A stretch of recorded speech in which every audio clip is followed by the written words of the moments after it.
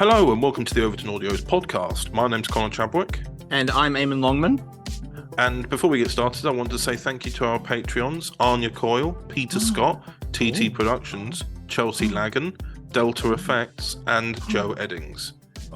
And on today's podcast, myself and Eamon will be talking about Mastermind Volume 2, which is due to come out. In fact, I think actually by now the first 2 episodes will have already been out.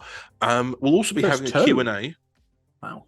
Yeah, we'll also be having a Q&A, which will help start off the new year and also answer, because we're going to do a Q&A like once a year.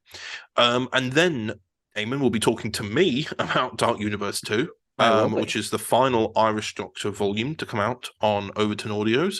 And then lastly, a new section with myself and George Guidera talking about a Big Finish release that we liked of the month, which is a new thing we're trying out. Now, we usually record the first January podcast in November because it's easier because of Christmas and many other things. However, I say we, mainly I mean myself, have not been able to organise themselves properly in order to record everything. So we are kind of recording this way out of order at the moment. This is currently, as we're recording this, the beginning of it is the 27th of December. So we've already had Christmas, but it's not the New Year yet, so it still counts. Of which then my next question is, Eamon, how was your Christmas? It was good. It was really nice. It's just me and my mum. I go out for the day. I went out, we watched some movies. That's good. I'm in New Zealand, obviously, so summer and Christmas. So had a swim in the pool. Pork lunch, very nice. She made a nice Yorkshire pud with it as well this year, which was quite nice. So you had a bit of Christmas pud. A little bit of Christmas pud, yeah. Any custard? No. We had custard on a steamed pudding, so yes, we did have custard. Bit of Christmas pud. A little Christmas pudding, a little bit. Oh, you didn't say there was going to be custard. Yeah. But yeah, no, it was very good. We watched Bullet Train, Spirited, and Glass Onion, which that's good. All 3 I'd already seen, but I just wanted to show them to her because I actually really enjoyed them. That's good. And then I got a sonic screwdriver. Yes. Replica sonic screwdrivers that everyone will then see on every Kiwi Doctor cover art from now on, because I am in love with it.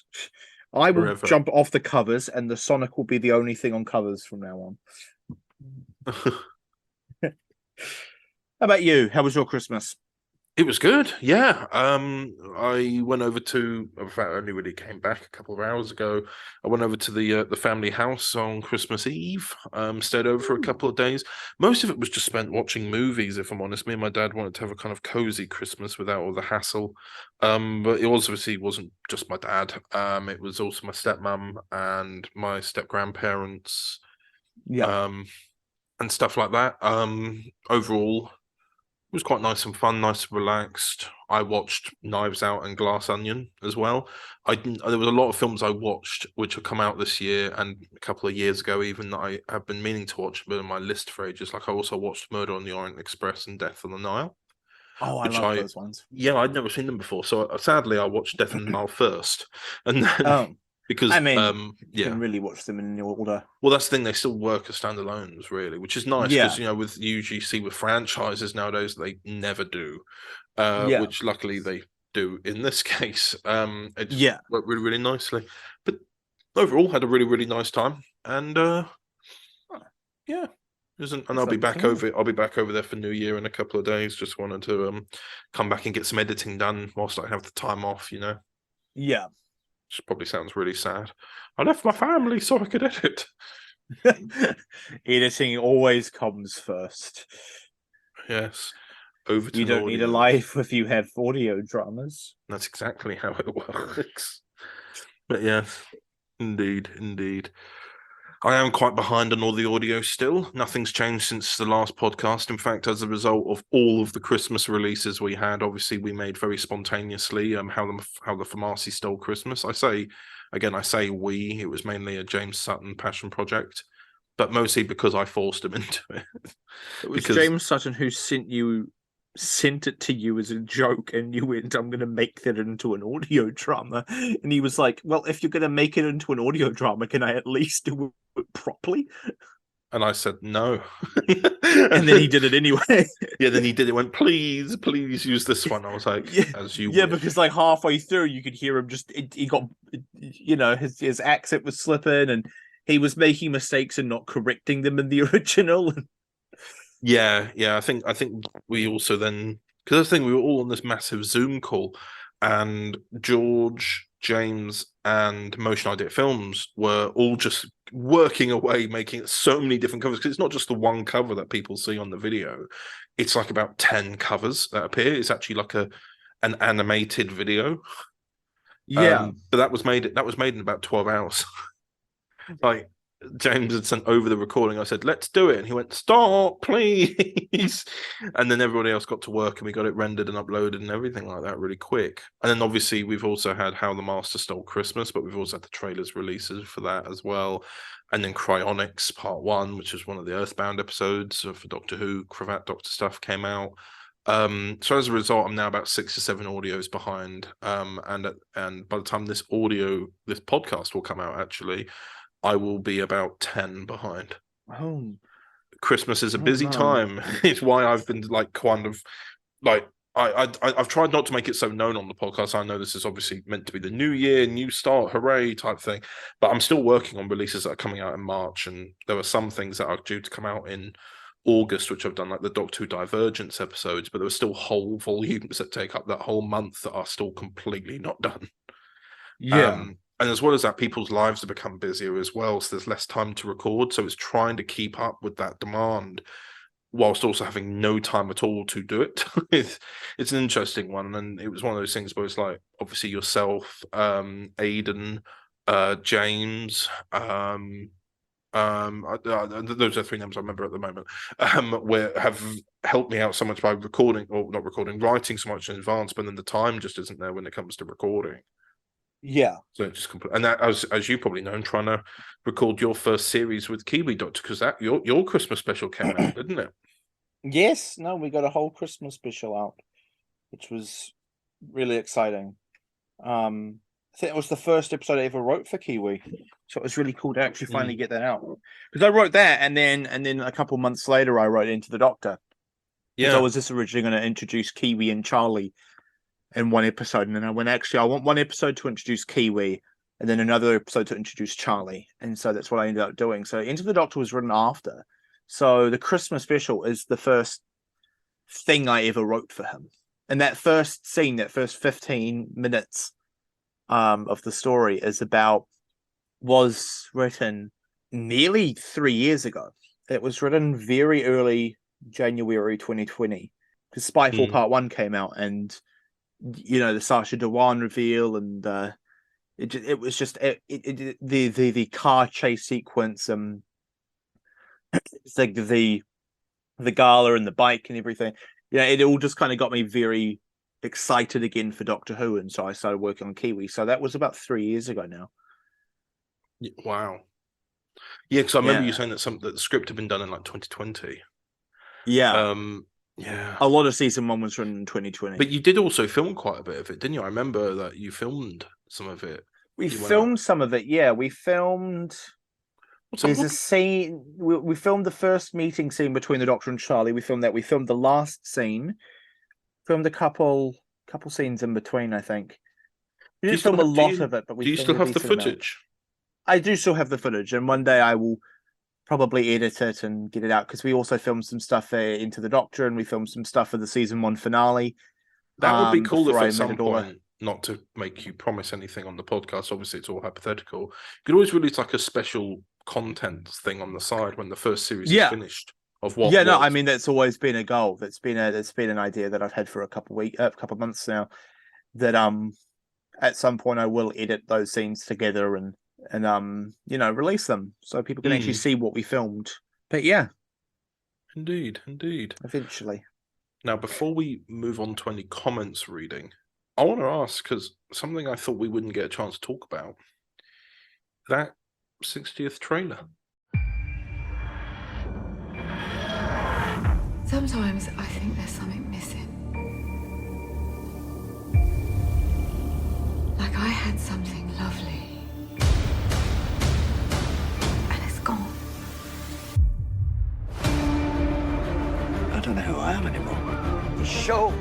just beginning. Worldwide premiere. Who are they? Monsters. I don't believe in destiny, but if destiny exists, then it is heading for Donna Noble. Open fire! If she ever remembers me, she will die.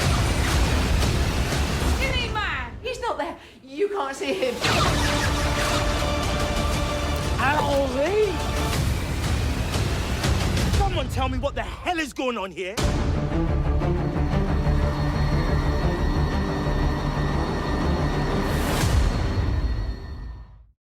Yes, we did get a 60th trailer.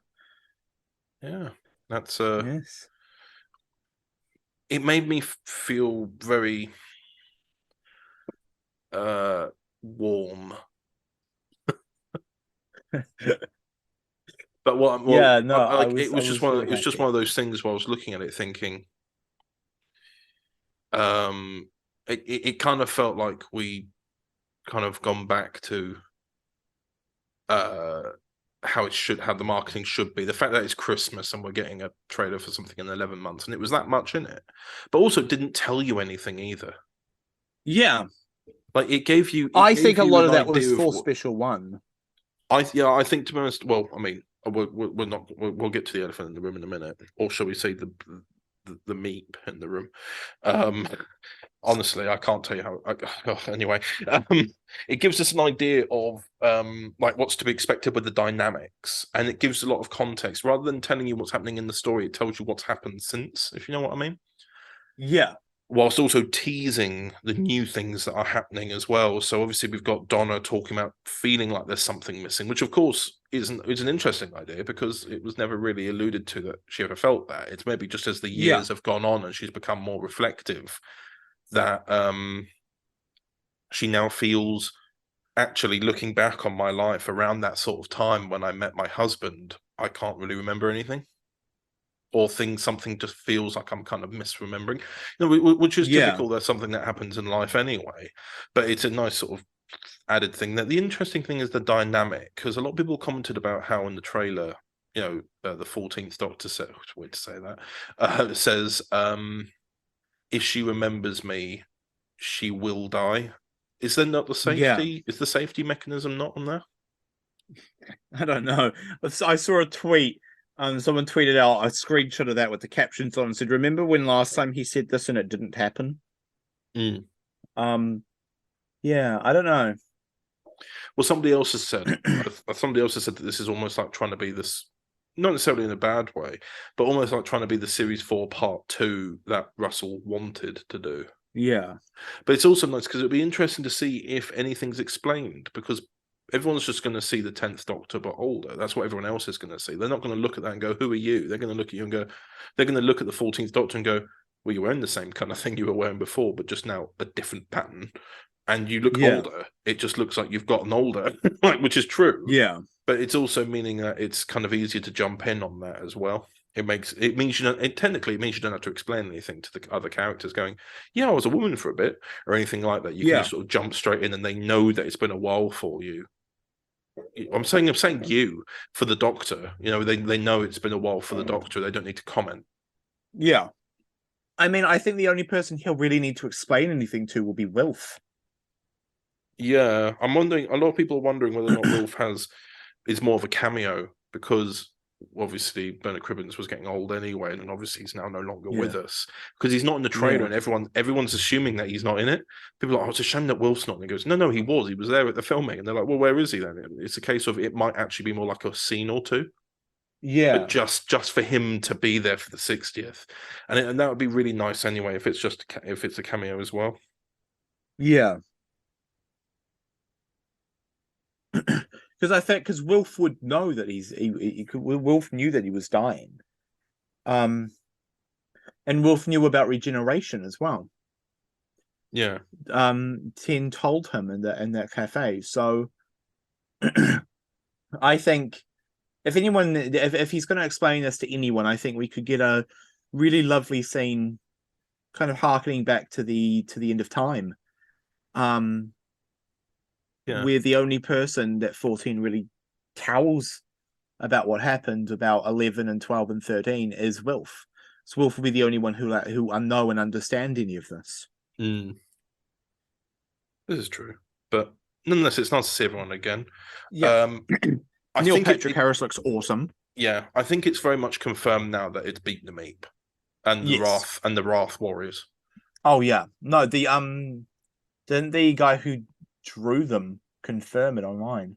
I didn't see that. I just saw. Oh, he pretty. I think he posted photos of Beat the Meep and the Wrath Warriors, online, and went, "It's so cool to see them in the show now." And so it was like, okay, cool. So that is confirmation that that's them. I hope that it's not. This is my little Doctor Who continuity hat going on. I hope it doesn't retcon any other appearances. Yeah, I don't think Russell will. I don't think he's going to do a haunting of Villa Diodati. No, I really hope not, because I mean, yes, the Wrath Warriors they've done, like, if you've listened to the comic strip adaptation volume that Big Finish did with Tom Baker, the stories are when you see the setup, it is very familiar to the original comic. Yeah, it was a street with a family, and the Doctor meets the family, and then Beat the Meeps around, and they have a fight on a street, but it's up in Manchester instead. So it's like a case of it could be the setup is very, very similar, and I just worry about it. It could just be whoever Neil Patrick Harris is playing controlling it, so it's like the story. Well, that's the thing. I don't think there's anything wrong with the Doctor recognizing a villain and just explaining what the context is very simply. If he goes beep and he's like, and then it's just like, and then the Doctor's, and then they're like, hang on, you know this thing? Sucker punches him. No, and then somebody goes, hang on, you know beep, and you go, get away from him, because everyone's really shocked that this cute creature could be a war criminal. It's like, beep the Meep's a dangerous guy here. And then Ten picks him up by his ears and swings him round like Miss Trunchbull and Matilda. I need to read this. He yeets him back off into space. But Beat the Meep hasn't just appeared there; he's also appeared with the Sixth Doctor before. And the Sixth Doctor recalls the Fourth Doctor encounter, so it's like it's quite. And I know that Russell has maintained a good relationship with Big Finish. I hope they've because I know that there were whispers going around, weren't there, that they were meeting up and stuff like that, and trying to. Because obviously, Russell's been with a lot with them because of the whole Dark Season announcement with Kate Winslet. So there is that element there as well. But either way, I'm really looking forward to seeing more from it. I'm glad that there's actually a proper marketing strategy behind it. And I heard that there was a bit of discourse on Twitter about people complaining that we're getting stuff too early. And it's like, well, do you want stuff or not? Choose one here. Yeah. So, what do you? So there's a shot in the trailer of Neil Patrick Harris lying on his back, throwing rose petals up into the air. Yeah, I've seen people assume that they're giving him a musical number. What do you think about that? Yeah. What a musical number in Doctor Who? What do you think? Because I would love to see it, and I think I think if anyone's going to pull off a musical number in Doctor Who, it's Neil Patrick Harris. I agree. I'm not opposed to it either, because if it's all for the theatrics, then that would fit. Because then everyone's like, oh my God, why? It's like, because it's theatrical. Yeah. Like if he's putting on a show and even says worldwide premiere, like it's like, well, I think he's a showman then. Maybe even a toy maker. But that's the thing. I've seen a little bit more doubts now, actually, since the trailer came out, if he's playing the toy maker or not, which is really interesting because a month ago, it was just common knowledge that everyone just assumed he was playing the toy maker. And this has come out, and I've seen people go, maybe he's the Doctor. And I've seen other people think that have you seen the pattern on the waistcoat? Being. Yeah. Yeah, and I've seen people be like, maybe he's some sort of omnipotent being that's kind of like the toy, like maybe the same race as the toy maker, but not him, who's like a fan of Doctor Who. And has brought back Donna and brought back the look of the 10th Doctor and all that, because that was his favorite era of the show. Well, it actually would make a lot of sense. It would make a lot of sense. I think no matter who it is, it would make sense that he's like, well, everybody wanted to see this, and it's just like kind of a bit meta. Everyone's like, and we're sat here going, oh, we're the villain. Like, we're just sat there watching going, oh no, we wanted this. He did this for us. I think that'd be a really funny, interesting thing to go about it. I just want to see how it links in overall for the 60th, like to celebrate 60 years. I think it would make sense if it was the toy maker. He's like prime. He's like one of the first Hartnell villains, you know. Yeah. Like, it makes sense that it goes all the way back to the beginning, and he goes, "Yeah, I've been gone for a little while, but I've seen what you've been up to. I'm a big fan." But overall, I really like this moment of your life, so I decided to make it happen again. Yeah, and I think it just seems like a really interesting direction to take the show on, because I agree with Russell. It was getting kind of the multi-doctor, every doctor meets up, has an adventure, then buggers off, was getting kind of, you can only do that so many times in the show. I think so I think this is really interesting, and of course I think they're still going to bring in other doctors for this. Yeah. I don't think we'll get to the end of the 60th and not have seen Matt, and I don't think we'll get to the end of the 60th and I think Jodie will show up. I'm very certain that Jodie, even though she was very pregnant when they were filming this, but here's the thing. I think there's more. I think there was way more behind it, because they filmed it in May 2022 for a release in November. Yeah, I feel like they filmed the majority of it because they have to, but then they have the opportunity to add to it. Yeah, and I think that's what they're maybe doing, recording it far in advance, so there's something there to work with if things fall through. Maybe, I don't know. Yeah, but nonetheless, we have to cut this short because we've got a comment reading to do. There is so much to go through in this podcast. It's insane. Now, would you like me to start? I will start off with Doctor Who Earthbound, Episode 1, The Lost Man, Part 1. Very long title. Ooh. So here I have a comment from Dr. Riddy Vivas, who says, I liked the concept behind this story and look forward to seeing where this takes us in part 2. Part 1 offers us a slow build as piece by piece we move towards the two big reveals, the identities of the stranger and his pursuers. The small cast gives us each of the characters space to shine. The Chaddies are nicely fleshed out characters. Having a father-daughter pairing offers us a different dynamic to the sets of companions we often meet in the show. Individuals who are thrown together through meeting the Doctor. Phoebe and Patrick are, in a sense, a team, and they work well together as they investigate the stranger. Certainly by working together as they do so, they easily get the better of Ben Smith, in a manner of speaking, and Ben offers us some elements that we see seldom in the Doctor. Uncertainty, vulnerability, and fear. Here is a character taken by surprise and consequently on the back foot, quite a contrast to the Doctor, whose mind is racing and is always rushing to a solution. A 10 out of 10. I don't think Michael's ever given any ratings before. But nonetheless, we have one. We also then have a comment from CSP, who says, well, coming into this one, I wasn't too sure of what to think. Cravat adventures were going earthbound? And, well, Connor did not disappoint. I like the feel of this episode, and it feels very much like the old fan films I used to watch around 10 years ago, but with the efforts of Overton Audios behind it. This was a very simple story, which I think people who like those old fan films and the homey feel of the RTD era could get behind. So I hope anyone who had the same experience with those fan films back then would feel the same as me for this episode. I was surprised by the small cast in this one, but I feel they made it all their own. Peter and Adele do feel like father and daughter, which I'm happy about, because if they didn't, then it would have really made their interactions harder to get through, even if they didn't fit. Connor's performance was quite weird, because to not hear him centrally as the Doctor for once, but I will say he did make Ben feel very different to the Doctor in a way which allowed me to like his character as he interacted with Patrick and Professor Chaddy. By the size of this comment, I think you can tell I really like this episode, and I'm very eager to listen to part 2 when it comes out next week. I hope it's as good as this one was. And those are all the comments from episode 1.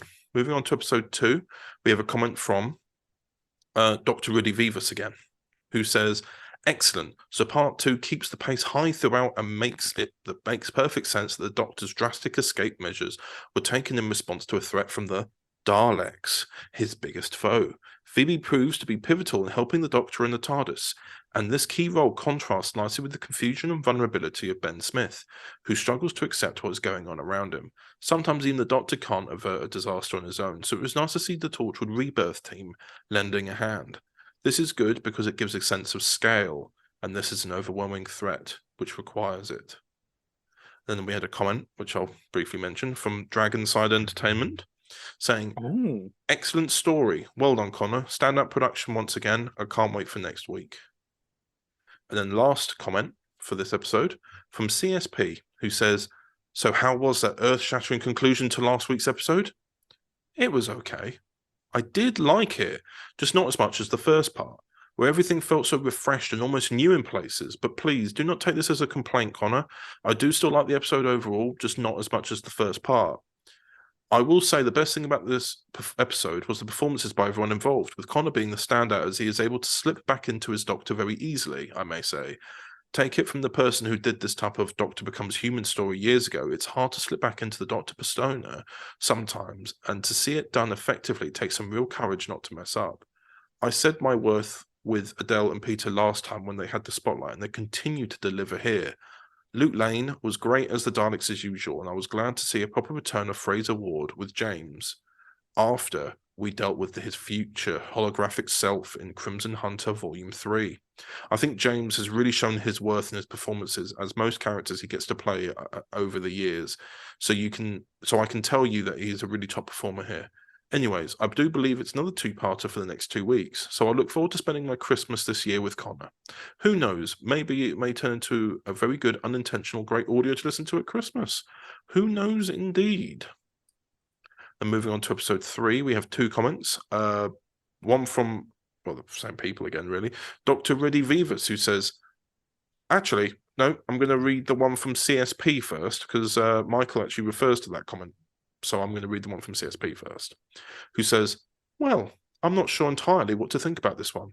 Unlike with The Lost Man, where I could make some great deductions about where the second episode could go, and I could wholly give my thoughts on the whole story just from the first episode alone, I don't think I can really do it this time. So stay tuned next week for my thoughts on the story, but I can tell you what I thought of everything else easily. I like the sense of this one. It felt very much more like a classic Who than the RTD influences of The Lost Man, which I like as well as the RTD influences. It shows that both stories have the same feeling as one another. Everyone was great. Not sure on a standout as of yet, because I think everyone worked really well with each other this time, so less standouts like The Lost Man. There was one scene that was my favourite, which I don't think was intentional, but it was the scene between the Doctor and the Chaddies, which was very Christmas-like. Now, obviously, Connor wrote, recorded and edited this ages ago, but I just wanted to say that it was very heartwarming for such a non-festive episode, and it really did remind me of a great Christmas dinners I've had with the family. Anyway, stay tuned next week as I write the rest of my thoughts, or in a couple of minutes in Connor and Eamon's case when they read this on the podcast. Sorry, it's not out yet. So sadly, we will not be able to hear your full review. Damn. Now, the next comment was by Dr. Reddy Vivas, who does refer to this previous comment. He says, an excellent story, and as CSP has already noted, it echoes a classic base under siege trope, and it's very much on its own terms. Understandably, quite a contrast to episode 1 where we find the Doctor rather vulnerable. He's back to himself here and ready to face any challenge or mystery that presents itself. I like the chemistry between the Doctor and Phoebe. As a highly accomplished scientist in her own right, she is almost his equal, which makes me think of the Doctor's relationship with Romana. However, Phoebe is very much rooted in her humanity. That makes me think of Martha Jones. But anyway, I think of Phoebe as a suitably layered companion for the Doctor. Spoilers. This is actually something he's written. Spoiler. Hopefully the Doctor will save her from the Ice Warriors. Oh. And then lastly, with how the Famasi stole Christmas. Comment from CSP. What the hell was this? I mean, it was cool and I loved it, but I couldn't even review this. It is true. A lot of people... It's an experience. It's not something to be reviewed. It's a feeling. That's what this is. It is a religion. And then, of course, we have a lot of comments saying, you mentioned Fomasi, and somebody else going, it was me. I mentioned Fomasi, and that was Rory, Bresslon Productions. We have a comment from Who Chaser Creative saying, godly, Scarecrow Props, my finest work, Instability Productions saying, modern art. And those are all the comments I've got to read. I will start this off. with Doctor Who Lost in Time, episode 1, Enemies of Time. What's a time? Written by Michael Cox. Indeed. Delta FX says, wonderfully made from start to finish. Michael is always top-notch as the First Doctor and gives a wonderful script as well. Law Wilson also shows how much of a wonderful actor they are as well. But my throat's gone today. Connor, your editing is just wonderful. You can easily put this in the classic series and not notice a real big difference. This was excellent. Great work, everyone, all round. Oh, very good. CSP says, I have to admit, didn't exactly become a fan of the First Doctor until I rewatched the whole classic era early last year. But to say that Michael Cox has not only been able to keep the performance of the First Doctor very accurately, but also the sense of the era. I really feel like I've been dropped into watching the serials of the first season of the show. I will have to admit I'm not a fan of listening to long audios due to a short attention span, but I'm glad that Michael has been able to keep my attention for the hour with not a dry moment in the audio. I hope he does more than just this episode, or volume from what I've heard, because I feel like he can really get the era right. But then again, only some people really can. Also, the effect of when the TARDIS leaves the 1960s and brings the colour into the video is inspired. I love it, and I hope you keep it going if the rest of the episodes have to do the same thing. The Blonde Backer said, fantastic, a strong start to this miniseries. As others have said, Michael Cox's First Doctor is wonderful, not only capturing the voice, but the spirit of the character. I can state how much the 60s style music really complements the story. It's a perfect fit. All in all, I really enjoyed this, though I was caught off guard hearing the cloister bell in a First Doctor story.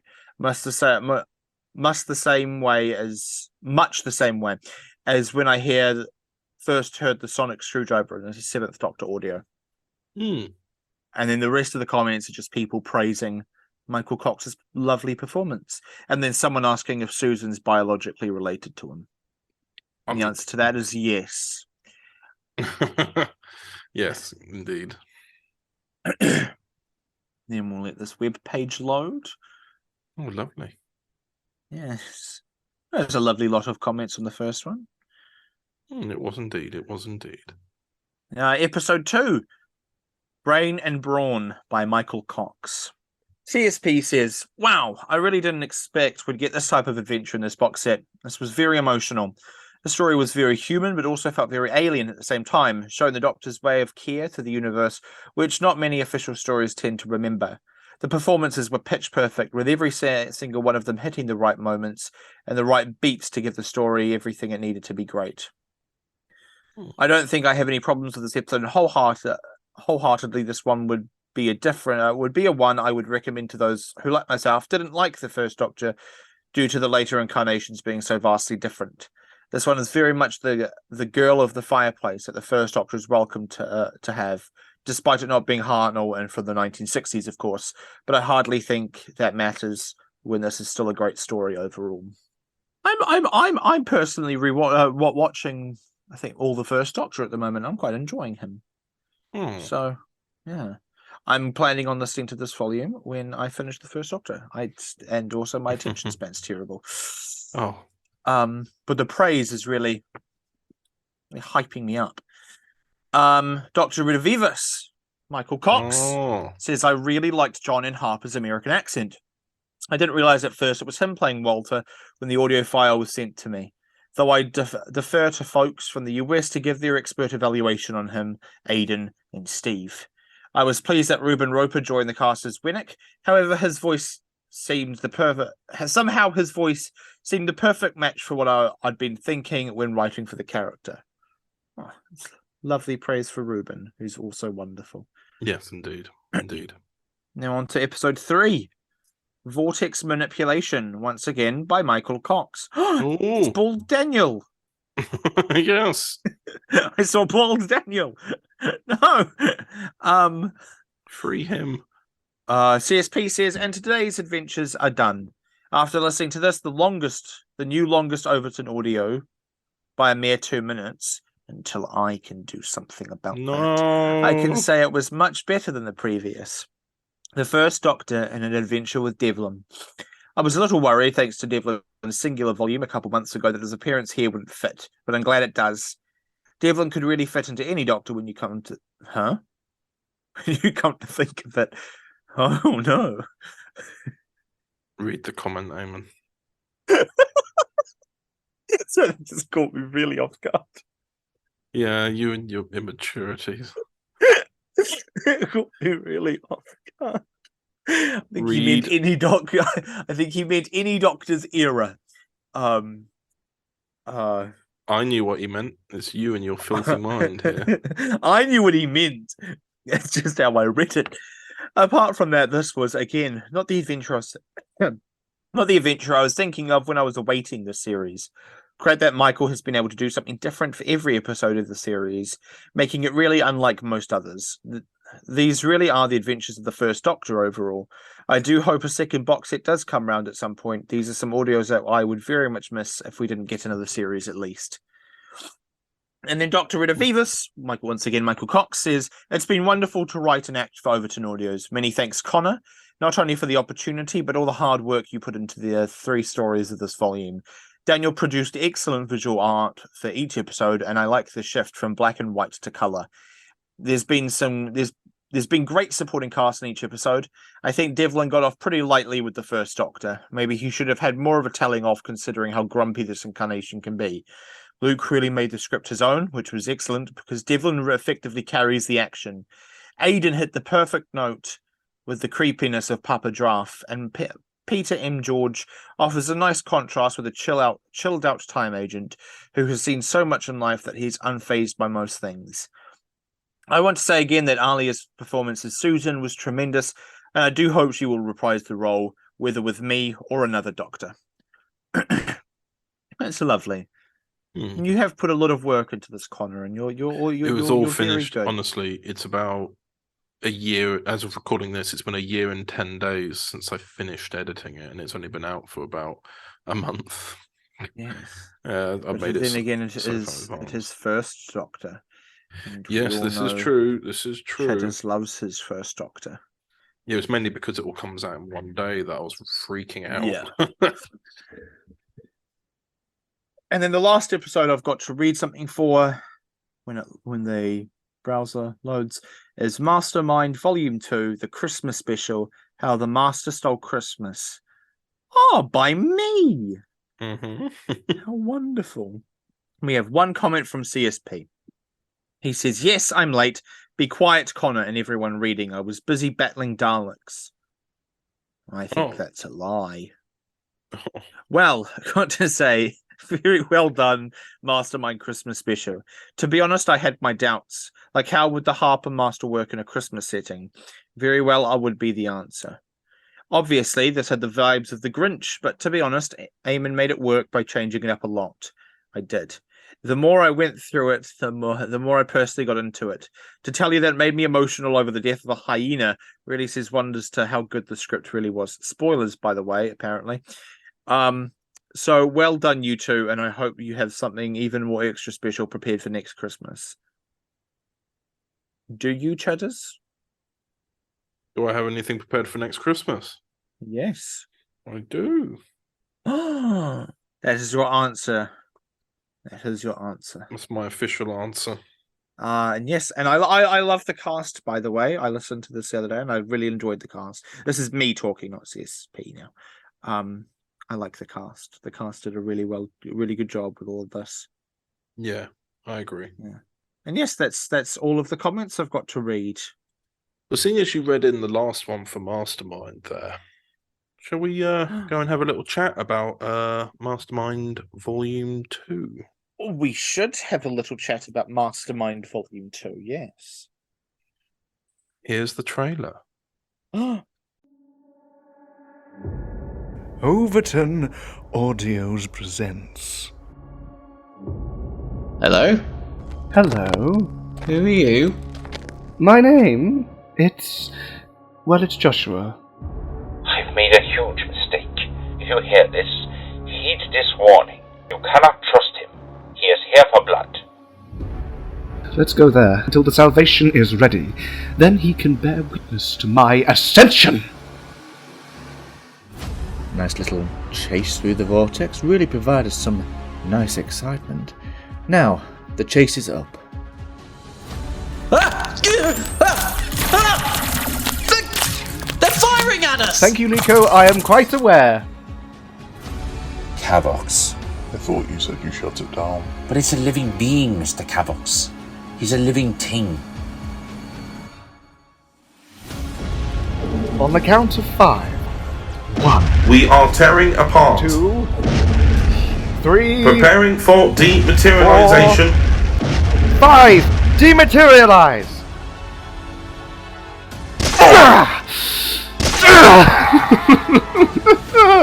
To the ocean you go, my trusty side hand.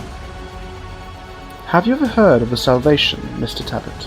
It's a legendary device said to be able to remove entire planets from existence. Just erase them completely. Then why is it called Salvation?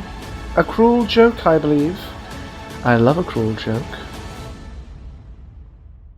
Mastermind Volume 2, coming the 1st of January 2023 at 12 PM.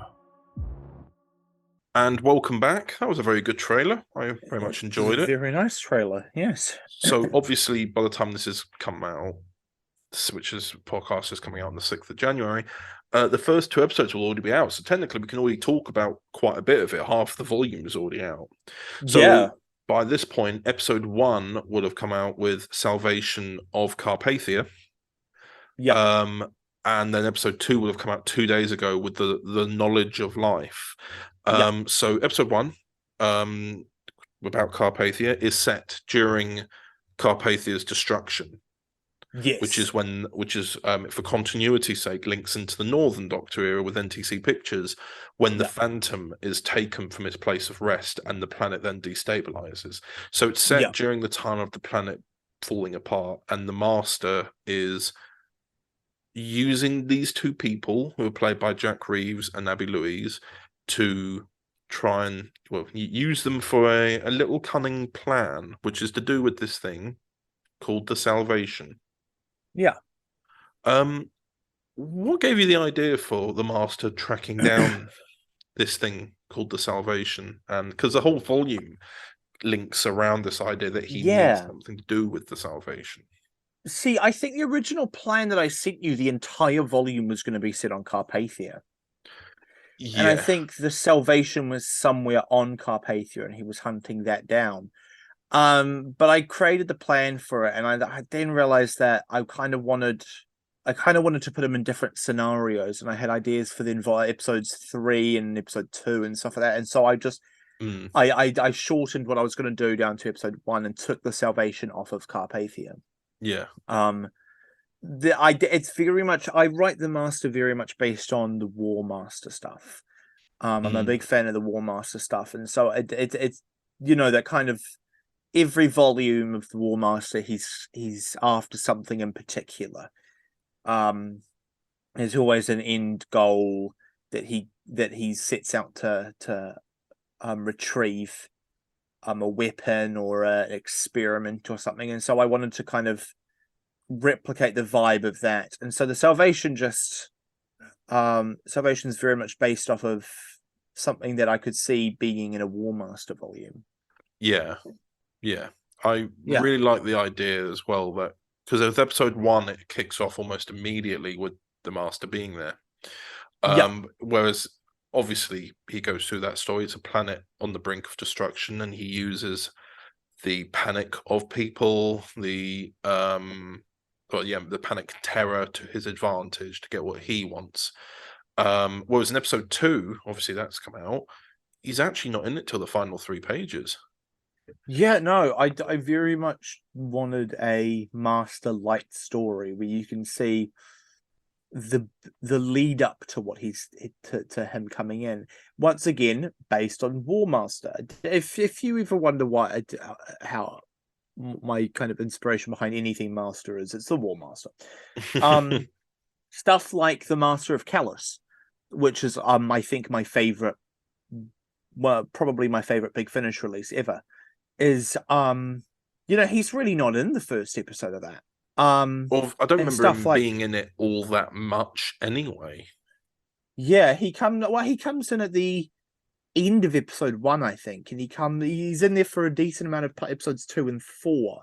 He's not really in there for episode 3, and so and stuff like the Skyman, he's very much on the back burner for that. And I kind of wanted a story that you have more of an insight into the world, the world and the people and the characters' lives. I will say when I was comes in.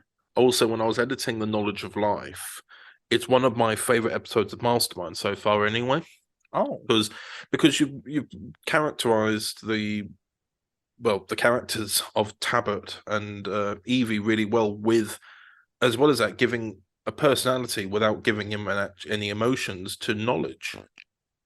As he discovers the meaning of life, you also have parallel with it. Yeah. Tabit and Evie's history.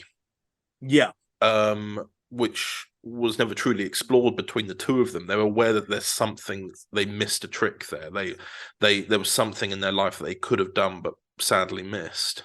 They've had a chance to rekindle on that as well, whilst using the Knowledge Project, I suppose. I don't think it was called the Knowledge Project, but we'll just call it that for that reason, in order to connect them. And it's been a very nice story where you're kind of thinking that this is actually, for half the time, you're thinking it as this is just a nice story of two people creating life together whilst talking about their relationship between one another and how things could have ended up differently whilst technically creating life together. It's a nice kind of sweet story, which of course then completely takes a U-turn at the end, because obviously the Master's just like, oh, hiya. The Master's only contribution to the story is showing up and getting what he needs. Yeah. That's literally it. Other than that, there's no plan. He literally, he has a very easy time this episode. Yeah, that's it. And then he just shows up at it and goes, oh, have you got that? Perfect. But it's this, I like the idea of, because as well as that, there's a little thing which of course I'll bring up now because it has happened before, which is you've got a little, what I'm calling a saga going on with Knowledge at the moment, haven't you? Yeah, no, I like Knowledge, and so... Well, Knowledge appeared in Crimson Hunter Volume 3 as a fully fledged, he was being kept in the Torchwood archive, and had knowledge of Torchwood, whereas here, this is his creation, and he's been taken off by the Master. Yeah. And we know he ends up in the Torchwood archive, but it's a nice story because you kind of wanted to, without getting too much into it, there is a whole storyline, the whole arc with Knowledge that does lead back into the threads of Mastermind down the line, but there's still so much to go through, so much for that character to experience, Yeah. And that's what's interesting. If you look at it, if you actually watch the stories in order, it'll hopefully all come together really nicely, but that's what I'm really interested in. Yeah, no, I wanted to create a character kind of like River Song, where you kind of the release order isn't the order of his life. Yeah. And so by the time everything's done, you can go back and you can watch it all through and it all makes sense and it all ties into one another. Indeed. And the next two episodes, because by this point I probably would have put an Instagram post out or something about the next episode. The next episode is called The Axeman of New Orleans. That's episode 3. Oh, hell yeah. I love that one. That one was very interesting to make. Because you had to write the largest cast possible, didn't you? Oh, yes. No, it's based off true events. So yes, I know. I wanted to get as much historical accuracy in, which meant lots of victims. Yep, I'm looking at the cast list now going, oh my goodness. Yeah, because I found that on BuzzFeed Unsolved. I found it's based off a real crime from the 1920s that I saw on BuzzFeed Unsolved once. And I thought, that would be cool. That would be really cool. And so... Yeah, well, we won't go too much into that. What I will say, and I think we've talked about it before, the Christmas special one that we talked about last month, but the final episode of Volume 2 is a prequel to the Doctor Who Expanded Multiverse, otherwise known as DWEM or DWEM, the 60th anniversary celebration special. Yeah, it's going to tie into the Last Universe. Yes, and there is something there as well which will explain the whole thing, At least, well, not the whole thing, because you want to be able to watch the 60th and have some mystery. But it will be the first release that will link into the last universe. And of course, I think we're going to make it. I think just for ease of everyone who's listening, I think we're going to make a playlist or something, and maybe we will, of the stories in order, so you kind of get an idea of what's going on. But yeah, this is also the first step towards that, which is a really nice crossover that you and Aidan on the side have been working on. Yeah, and other than that, there's not really much else we could say about Mastermind other than it's his pursuit for power, like we talked about with Volume 1. Yeah. Like he feels powerless because of everything that's happened as General Marsh, and then with the Cravat Doctor, he's still in that pursuit for power, which is why he's after this thing called the Salvation. Yeah. And I'm very excited for everyone to hear it. And obviously we'll be reading the comments for the February podcast anyway. So I suppose we'll get to talk about it a little bit more then as well. Yeah. Yes. Shall we return to the podcast? I think we've got we've got a Q&A next, haven't we? I think we have got a Q&A, and it's the Q&A next. Yes.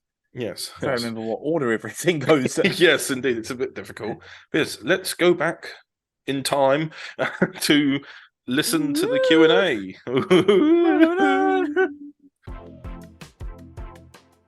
Welcome back to the podcast. You are once again joined by myself and Eamon.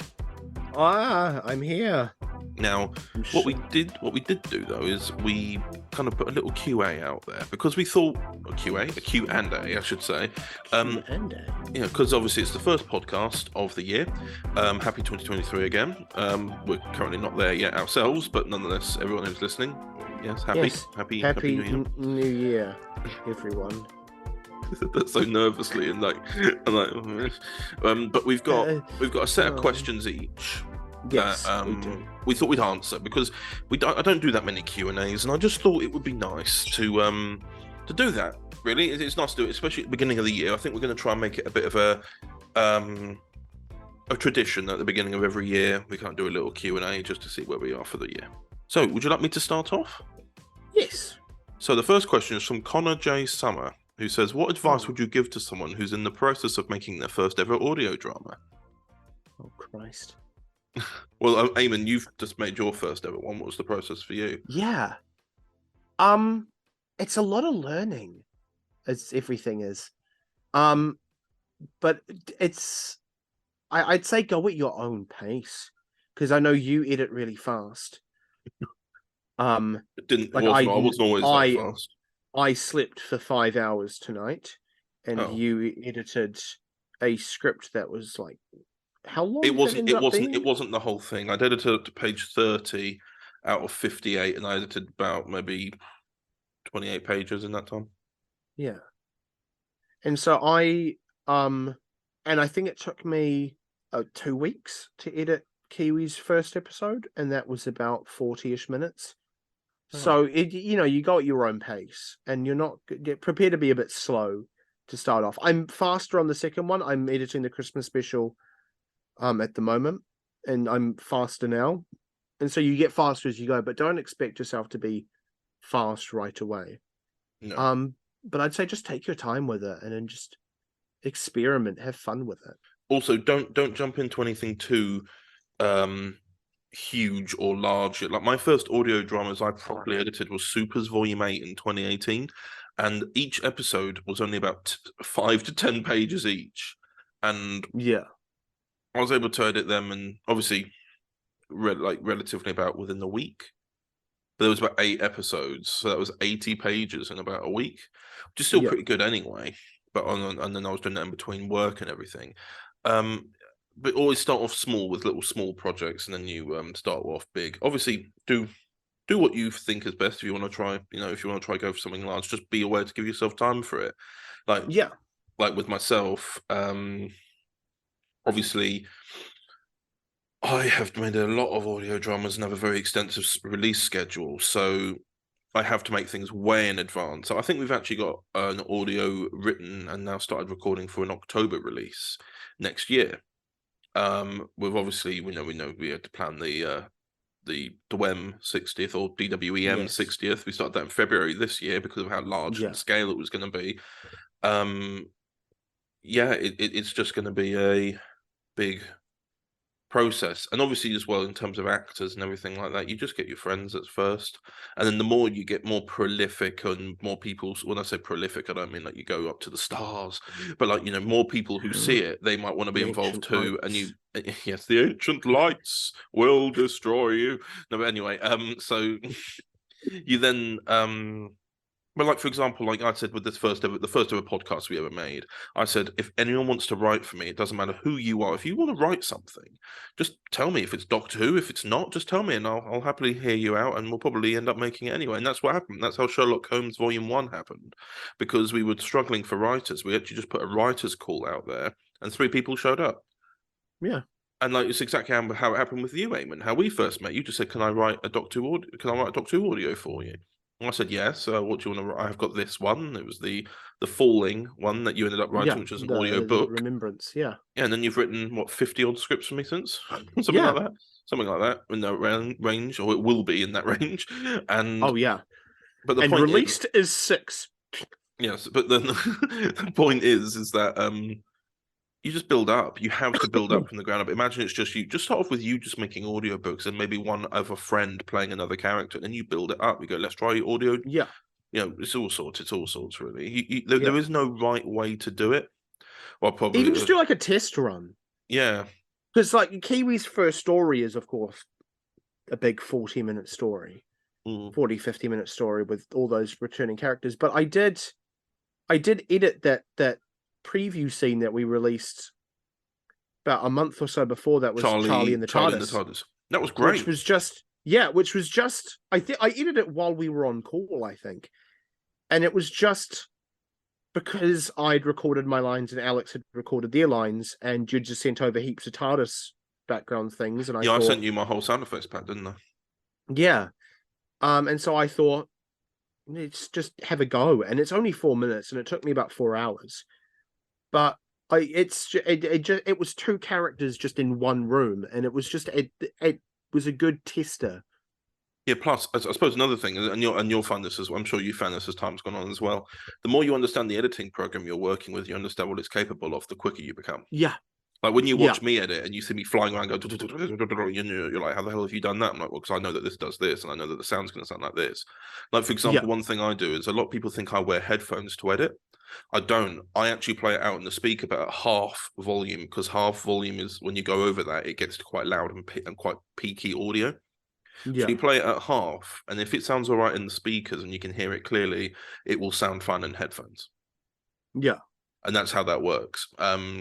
Obviously, you want to wear headphones so that it kind of, you can hear more of the nuanced details of the audio, which of course you can do at a later date, but you just want to make sure that all the audio levels are leveled out. So you play it at half volume, and then you know that if anyone plays it any louder, then that's their own choice.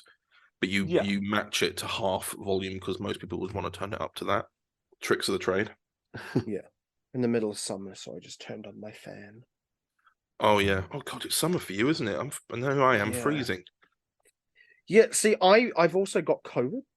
Oh yeah, and that. Yeah. So I'm getting really cold. I sit here and I go, oh, I've got a cough and I've got a blocked nose, and then I got. Oh, are you having that thing where you sit there and if you put a robe on to keep warm, you overheat and sweat, and then when you take it off, I'm not even wearing anything. I'm wearing my. Yeah, my you're completely naked.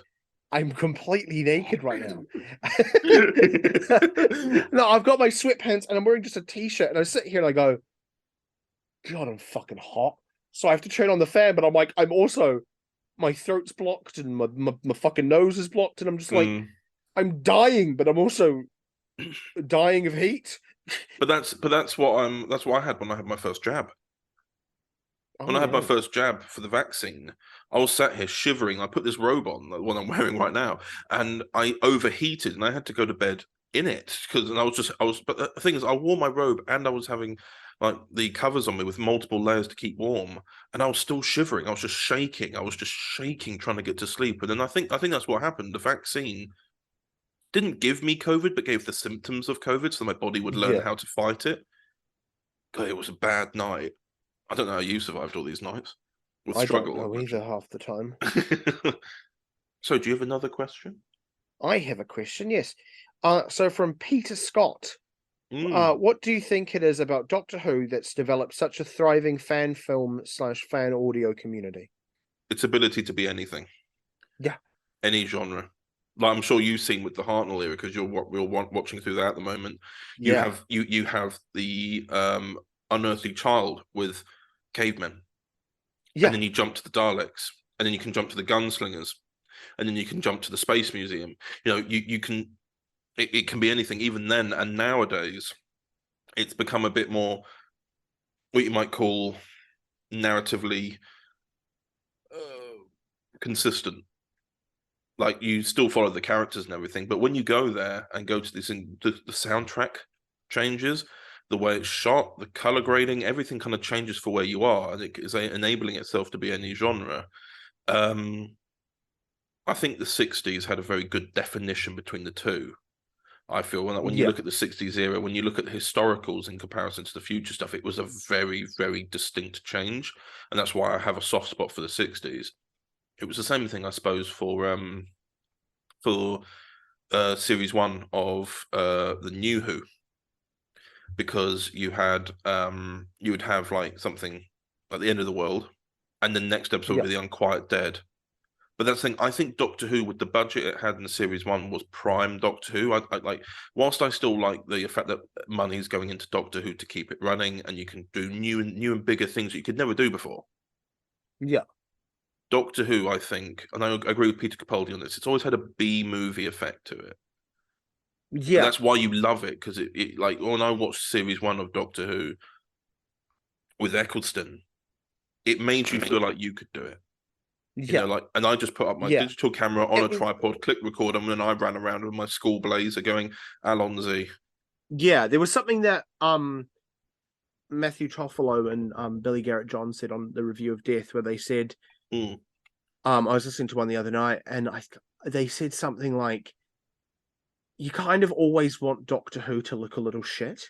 Yeah. Like every time they up the budget, you're like, that's cool, but can we still have some wobbly sets, and can you still just chuck bubble wrap on some people every now and again? You just kind of still want it to look a bit shit. Yeah. It's kind of the charm of Doctor Who, is that it kind of looks a bit shit. But the thing is, when you look at it's able to be made. You can go and grab some bubble wrap and then spray paint it green, and go, we're in. We're in. But it just, you're able to do it because it looks a bit shit. It's just homemade. Yeah, I think it's one of those things where I admire. Like, I know that a lot of people laugh about it. I adore 60s Doctor Who because, like you mentioned about your favorite Dalek ever, the cutout Dalek. Oh, my favorite Dalek, the cutout that they put slightly on the side. Yeah, you're watching it on a big screen that's been upscaled. But when you look at it like, I always think of Adventure in Space and Time. You know, when you had Carol Ann Ford's cameo, going, "Come on, kids, it's tea time." Oh, and your favorite show's on. You pan around, you see the little tiny flickering box, and you're like, that's what they had to go on. And because of the quality of the transmission, you could get away with it, and it looked so much larger, and it was just so much inventive filmmaking for little budget they had, and it's great. And you look at it and you go, these guys really tried. And the fact is, when you look at some old fan films, like even the ones I made, even the people I knew from 2008, and we're trying our best, you really can see the replication. That's what Doctor Who's all about. It's about having something that's so high scale, not having the ability to make it, but you're doing it anyway. Yeah. I think that's what makes I remember it so making great. fan films with a friend when I was like 10, and the Mara was just a big snake that he'd bought at a $2 store. Yeah. You make it work. If you take it seriously, and it's got a bit of a camp vibe to it, which I love as well. I love it.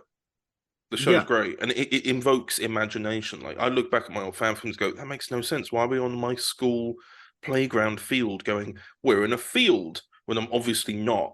and like, why don't we just use a real field? But in my brain, I was like, oh wow. As a kid, I remember going, we're filming at school, we've actually got a whole set.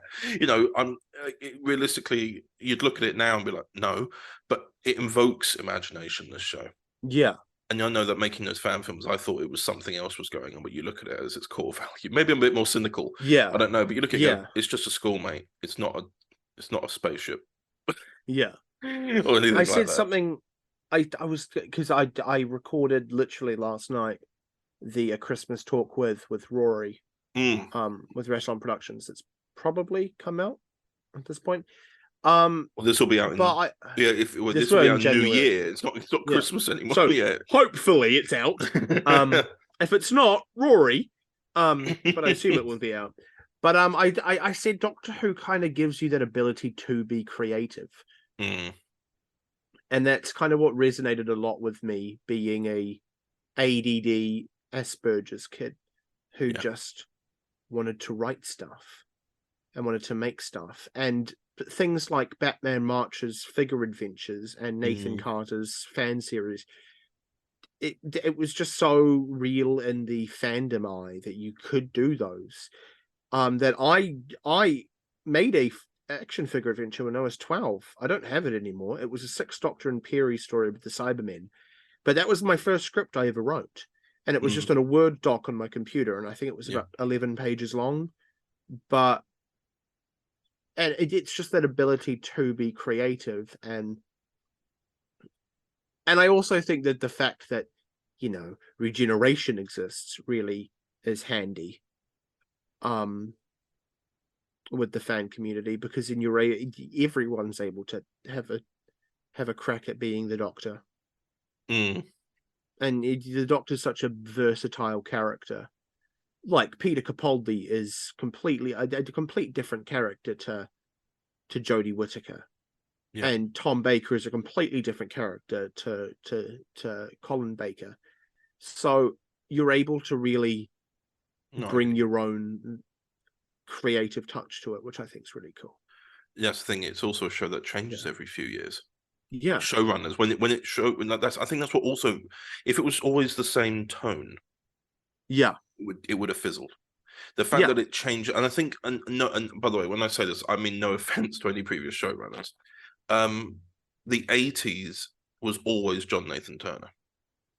Yeah, and thus things stayed as the consistency that he wanted it to be, and it didn't change for nearly 10 years.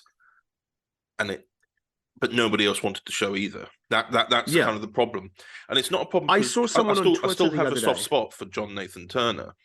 Yeah, but the show needs to change and evolve. Like Moffat, if he'd only stayed for 3 years, I think the Moffat era, like in my mind at least, would probably be looked on more favorably because of how finite it was. But he's one of the longest showrunners, so it comes across like he was just fizzling out, like sort of fizzling out and kind of being the modern day John Nathan Turner in the sense of it wasn't. But he tried to make it change and different. Like he made what was it, Series 9? Every episode had to be a good movie poster. But then he would change, obviously having different doctors. He'd change the tone, change the theme. Sort of some things would stay similar, but you know, and I think that helped. But that's why it was such a breath of fresh air for me when we started the Chibnall era. Because I saw someone on Twitter say that Russell wrote Russell's Doctor Who was like a soap opera with all the family dramas and all of the real world issues. Moffat's was a fairy tale. The whole imaginary friend leaving real life behind and going out into the stars. And the pure adventure and wonder of it all, and the imaginary friend aspect and all that. And then Chibnall's is like an ITV show. I saw them describe that, but like it's the different tone. I think Chibnall's era is more about the people who travel, not about where you go. It's about the people who are traveling with, and it's not a bad thing because obviously with Russell, yes, he made it a soap opera, but you also knew a lot about the characters in it. But it was also about the wonder of what was out there. That's what it was. It was always a case of look at this place, look how amazing this is. And even Moffat did that to an extent when the Doctor would, you'd say the Doctor needed someone with them to see the universe properly and to see it through them. I think that was a nice element. But your Chibnall very much focused on character elements, character dramas, rather than a story arc. Like the whole thing with Ryan and Graham. Yeah. That was very much an arc. Series 11 didn't have an arc, but characters did. Yeah. but at the same time, you need something story-wise to help people grip onto it. You need to do both. And there was only one done. I think that's where those things are. Anyway, we're kind of going on beyond what it means to the fan community and going on to I've gone on to my opinion of the show now. but that's what I'm looking forward to. I'm looking forward to Russell balancing the two. Yeah. Next question, Connor. This is from Jed T.E. Rhodes. Oh, and he says, what's the defining ethos of Overton Audios as a group? I think we talked about this briefly last night when we were going through these questions. Yeah, I think. For me, it's collaboration. Like we were saying earlier about it's like if someone wants to write something, go, can I write something for Overton Audios? I'm like, yeah, sure. What's your idea? This. Okay, great. Yeah. Like, if I don't want it to be something where it's cut off, where we're not accessible. Like, we interact with fans. I've got the Patreon. I've got the Patreon, which enables people to join. Like, we've got a Discord. We have Zooms. Like the other day, I know it'd been a little while, but we finally had a Zoom with people who like fans. Yeah. But obviously, more recently, it's been a little bit more just like key people. But we wanted. I always want to interact with people because you hear like something that Stephen Moffat said. I know that it's funny. There's a lot of stuff with Moffat I agree with as a person and his mentality of Doctor Who, but I don't agree with the creative choices he made with the show, which is, he said the one thing you can't do as a showrunner or anything if you're going to make Doctor Who is you can't tell the fans what you want to do. He said you can't be like, he said his example was, and I think it was on his final interview with the fan show, he said, you can't be like Moses stood up there with the 10 Commandments saying you must follow this. You have to be sat down at the campfire listening to everyone's stories. And you have to take on board what everyone feels about the show and what the core values of the show are and everything. And thus, it is like a collaboration when you hear what people want. Like, and then it was sad that and I still think it is, that he had to leave Twitter because the amount of hate he was getting. I mean, my God, when you look at that hate there in comparison to what the Timeless Children did, you're like, huh. But that's the reason why Jodie and Chris never got social media, probably. Yeah. Stay away from that. But nonetheless, I'm very much like that with this. It's a case of, if you want to make something and you don't have the resources to do it yet, but you want to write something to get into something, like, like we were saying earlier about how do you get started in audio dramas. If you want to write something just to see how it goes in terms of writing, and then you see how it's made by someone else or something like that, then I'm kind of your guy for that.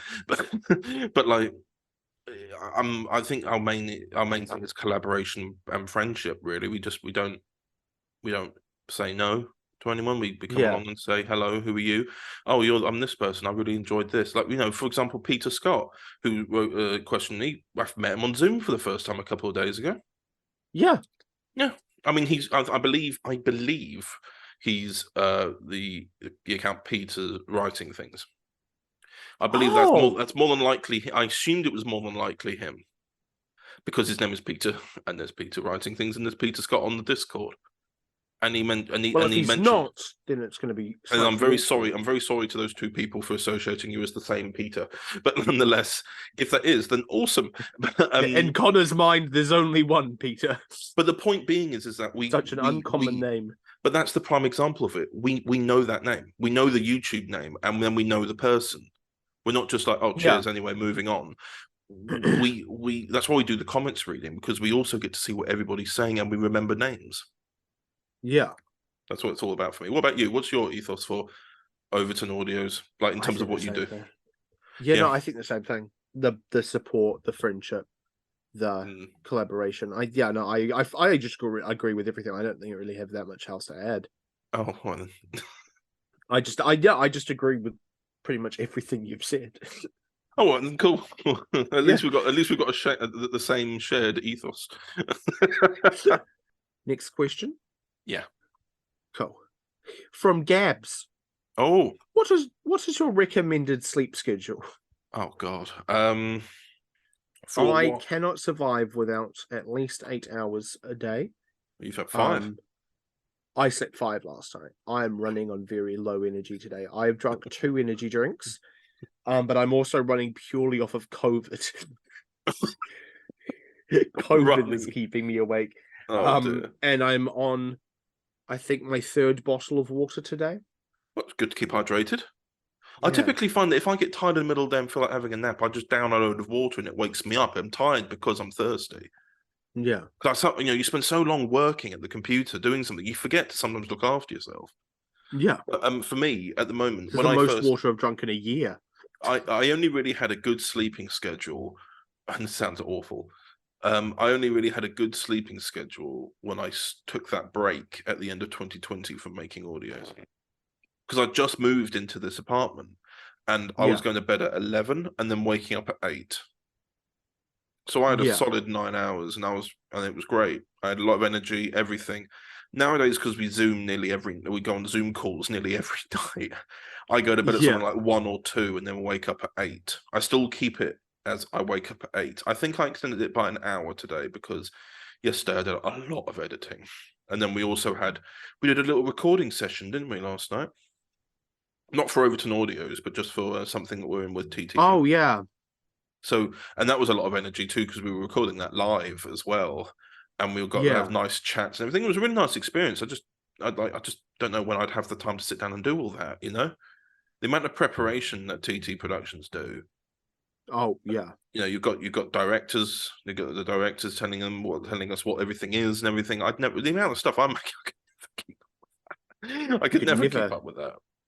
Yeah. I think that's great, and it was a really nice experience. It's something that I'm like, maybe every now and again we should aim to do something like that. We should aim to. Yeah, no, I was thinking maybe I will aim for 1 Kiwi episode per season to be like that. Yeah, just because it's about time, and I know that we have to try and make time, but my job doesn't allow me time. Yeah, and then this is like me having to write or edit is the only thing I've got in between it. Everyone else has to record over there whilst I'm producing the rest. But nonetheless, in terms of what was the question? Sleep schedule. Yeah, I've been able to get it down to maybe 5 to 6 hours. That's not bad. It's not recommended, I should say. That's just what I am. I would recommend 8 hours. I think we all recommend. Don't sneeze. Oh no, COVID right in your clothes. But no, my back hurts after that. I hate those sneezes. When you sneeze and then like the back of your neck into your shoulder blade. Have you had that before? It just aches here. I'm having that right now. I hate that. It's because of the shock values. Because it's when you just expel it. Like they say, don't hold it. They say don't hold it in because it affects like your pressure. The pressure in your body's too immense. But when you let it go, your whole body's in pain. It's like, well, choose one. Choose a pain. Yeah, I'd rather hold it in. Yeah, but nonetheless, recommended sleep schedule is always 8 hours. I found myself. I used to be able to run on 4 hours. And that's gone out the window. I'm an old man now. I'm going on. I'm only a few years away now from being 30. Oh. I don't know how I've made it this far. But like when you're a kid and you think about what am I going to be like when I'm 30, you think that's so old. And here I am now going, oh my God. I don't think I'm an old man by any means, but you kind of go like they're going, oh my God, I'm 30. Like that's the thing. I'm going to be 28 next year, and then it's only 2 years. And I've got stuff planned until at least 2025, which will be past my 30th. So like I've got stuff already in sorted for that. Anyway, so what's your recommended sleep schedule? 8 hours as well? 8 hours normally. I don't know. I can survive normally off 6 sometimes. Yeah. Yeah. My next question, which is from Summer Visuals, who has made a few covers for me in the past. Thank you very much again. He has asked, how many cravats does the Cravat Doctor own? 18. More than that. They're all different. They're all vomit green with little froggies on them. Do you want me to tell you how many he owns? How many? I believe it's 40. Christ. He's got, because he has 5. He has 5 copies of each variant, just in case. Oh, okay. So that makes it to 40 because he's got like 7 variants of cravat. Oh, fair. I think that's the maths. 35. Oh, okay, 35. I thought it was 35. Well, maybe he has. Maybe he has another one that we just haven't seen yet.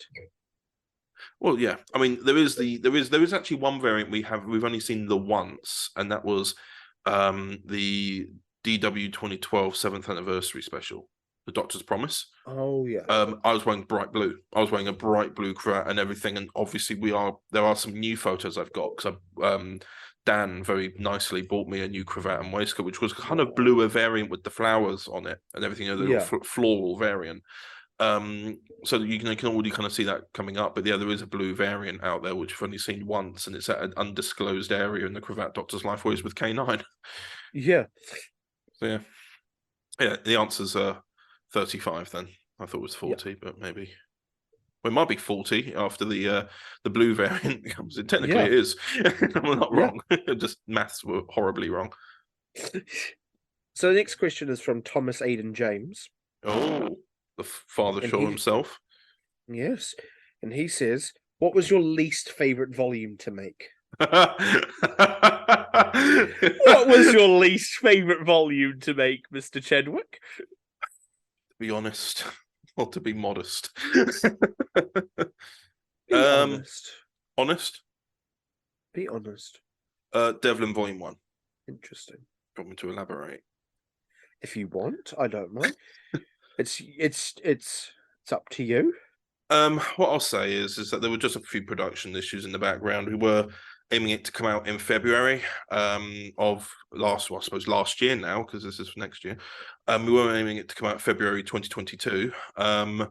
3 episodes all in one day. As we know, it ended up coming out in September with 5 episodes.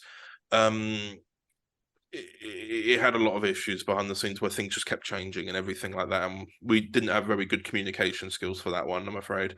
So as a result, it was just a bit of a nightmare because some people had different ideas of what was going on, etc., etc. We didn't really have a proper through line idea. Yeah. My other choice would have been Young Doctor Chronicles for obvious reasons, which are the fact that I used the original audio from the 2008 fan films and intercut it with people re-recording new lines in very good quality, but me still using the original audio for the Doctor and Companion. Yeah. It's them just going, blah, blah, blah, blah, blah, and then going, yes, Doctor, I agree. We will walk over there and all this sort of stuff. I may have to compensate the poor audio there for that, but that was like only the second volume I ever made. So it was still very early days of me thinking it could work. And, well, you know, mistakes were made and things were learned, and here we are. Yeah. That goes for both answers. Yeah. What about you? What's been your least favourite Overton audio? I suppose for you, it's rather than to listen to or maybe even be a part of. Hopefully, there's not been many that you've disliked being a part of. Hasn't really, no. And it doesn't have to be least favourite because you think it's bad. Maybe it's just because it's not as high on the list as the other ones. I won't take it personally. I'm not particularly fond of my Sherlock Holmes script. Oh, okay. What, the Red Circle? But that's also because, in full honesty, I hadn't listened to any of the Sherlock Holmes stuff you'd released. That's why I script edited it. That's why I had to script edit. And so I wrote it, believing it was in the Victorian times, and then I think we were on a Zoom, and you went, "Yes, and they're in the World War II," and I went, "Oh no, are they?" But also it was one of my kind of first dives into not Doctor Who stuff. Okay.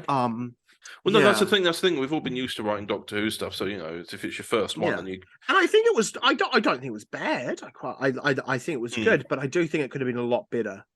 I don't call them. They say. I heard a saying recently, and I'm going to poorly say it. It's like there are no such things as failures. There's just steps to success. Oh yeah, I like that. Yeah, like things will go. If you accept things are going to go wrong, then they're not failures. Yeah, you know, because it's all working to plan. If you plan to fail and to excel from that, then therefore it's not a fail. You prepare to learn. That's what you're doing, really. Yeah. Yeah. I don't think there's been a bad. I don't think there's a bad script I've written for Overton Audios. I don't think I've ever written something where I've gone. I mean, neither. I hate that. There's a few scripts that I look at and I go, that could have been better, or I think back on and I go. You tell me that you were surprised at how many people liked Backtrack from Dark Universe 1? Backtrack and Constance and Woe, I was surprised because I wrote 3 for Dark Universe. Dark Universe 2 is what the next one appears. Yeah, and there's one the one in Dark Universe 2 is my favorite of the 3. I love that. I love the one in Dark Universe 2. But the ones for Dark Universe 1, I do think could have been a lot better. But that was also written at a point in my life where I was heavily depressed. And I think the writing was more of an escapism for me than it was a passion. And so I think you can tell I can tell with Backtrack and Constance and Woe that a lot more could have been done with them. But I just wasn't in the headspace to do more with them. So I think there are scripts out there that I go, I could have done better with them, but I don't think I don't think there's a script that I've ever given you that I go, I hate that. Okay, that's good. I'm thankful for that at least. Yeah. Yeah. So next question I've got is from James York. And he says, if you have to do an audio adaptation of a book series, what would it be? I've been answering this question with the same answer for 10 years. Oh, yeah. There's a book series I absolutely adore, and I think I've told you about it before. It's written by an author called Beth Revis, and she wrote a book series called Across the Stars. Oh. And it's a very simple, very, very simple story, but the elements of the the world building is fantastic. It's just ship flying to a new planet from Earth. That's the basic thing. But it's about the society that's built on there. So there's all these clones, and they all stay within their bloodline. So the son they have looks identical to the father, and it's all just replicating down the generations. Yeah. So you follow a character called Elder, who has an older father figure called Eldest, and then the younger one. What was the younger one called? I think it was just called Old. No, it was like the one below Elder. Oldest. Oldest. Yeah. But no, that was the next him. So Eldest was in charge of the whole ship. Elder was like the one who was going to take over, but was still learning. And then the one below him was the one who was going to take over from him when he was old enough, and all this sort of stuff. But there's a female character in it who was put into, because people who were put into cryogenic sleep. Yeah. Like the high elites and everything. And I always liked it because it always reminded me of Amy Pond, because Amy was described as pale skinned with ginger hair. And you're like, that's Amy Pond. And I read this. I started reading this around the time that Series 6 of Doctor Who started. So it was still fresh in my mind from that. And it's a really, really good story. There's very dark elements to it. In fact, for my university dissertation, we had the opportunity to either write a traditional dissertation or do a research proposal pack to adapt a book into a movie or a TV series. And I chose this this book to adapt it from. And I love it. I love it so much. I've got to find a way to. I didn't want to make it. I've been holding off making it as an audio series for a while, because I kind of want to preserve it for something where I want to make it. I want to. That's my number one idea. If anyone goes, you're going to go into the industry, you're going to pitch something to someone. What are you going to pitch? This book, and it comes in it's a trilogy of Across the Stars, A Million Suns, and then Shades of Earth. And it's so good. Yeah, I love it. I think people just read it or just listen to the audiobook version, or inevitably I'll end up making on Overton Audios at this rate. Yeah. What about you? So I have two picks. I have a pick that's never been adapted, and I have a pick that has been adapted. Okay. But I just love it so much that I want to adapt it again. So the one that hasn't been adapted, there's a trilogy of books, written by James Dashner, I think his name is. He did the Maze Runner books. Oh, okay. And it's The Eye of Minds, The Isle of Thoughts, and The Game of Death, I think is the trilogy. I may have got the second book name wrong. But it's like a virtual reality thing. Oh, that's cool. And I think what's really interesting is you spend the entirety of the first game in the virtual reality. And the first book is entirely set in the virtual reality. And one of the main characters is a kind of an NPC in the game. And then book 2, the NPC takes over the body of someone in the real world, and so the actor would change. Going into the second one, and I think it's such an interesting. It's such an interesting book. I read it 2015, so I haven't read it in a few years, but back when we filmed stuff for Kiwi, in the first scene you see him and Enter the Doctor when he's just relaxing by himself, and the whole still way too bright, oh well, eyes will adjust eventually, I guess, but we have that as footage, and in the footage the book he is reading is The Eye of Minds, because I love the book. Nice. It's incredible. It's such a good book series. The one that has been adapted, I've got a shrine for behind me because I love it so much. It's called His Dark Materials. I love His Dark Materials. I love it so much. Genuinely. Season 3 begins tomorrow for me. I'm so excited. I love it. It's the Golden Compass, if you don't know. Yeah. So it goes Northern Lights, The Subtle Knife, and The Amber Spyglass. And if you don't know what His Dark Materials is, the premise is you follow this young girl, Lyra, in this kind of alternate world where everyone has a demon, and the demon is like an animal representation of your soul, and children's are precious and unreformed, so the animals can change, and as you get older they settle on a form. And Lyra leaves her home at Oxford and sets off into the world in order to discover the secret of this thing called dust. It's dead skin, isn't it? Yes. No, there's and Connor and in this universe, dust is like this kind of ethereal thing. Okay. And her uncle, Lord Asriel, is very interested in learning what is dust, because he has photographic proof that hidden within dust is a city. Okay. And there are ways to cross over into other universes, and it's such an interesting, and it's very biblical. It's very biblical. There's angels, there's hell, heaven and hell, and the authority and stuff like that. But it's such an incredible story, and I love it. It's yeah, and it's a TV show.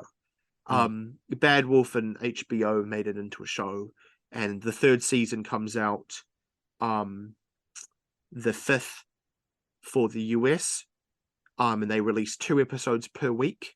For the UK, I think you guys start getting it on the 18th, and you guys get 1 episode per week, which is really weird. It'll be over pretty much by the time you guys get episode 2. But that's the final season. They did 1 season per book, and that's how I do it. I love it. I've never read. The last time I fully read through multiple books in a row was 2015, and I did The Hunger Games, Maze Runner, and Divergent, because 15-year-old. But ADD, so I can't. My attention span doesn't last long for books. But I sat down and read both Northern Lights and The Subtle Knife in one go, and I've held off on reading The Amber Spyglass, purely because they started the show before I read the books, and so I'm more committed to watching how the show wraps it up and then reading the book. Because I want to finish the show without spoilers. But it's such a perfect series. It's such a good series. I could talk about this for hours. So we're going to need to move to the next question. Next question. Was you It's next, mine, isn't it? I think. Yeah. Another one from Thomas Aidan James. Oh. How would you recommend your non-Doctor Who audios to those who may only tune in for the Doctor Who audios? Similar cast. It's one Similar of them. cast. If you like the Rani, then you'll probably like On the Scene. Yeah. That helps. As well as that, sometimes people just hear a lot of Doctor Who and go, "Well, I like what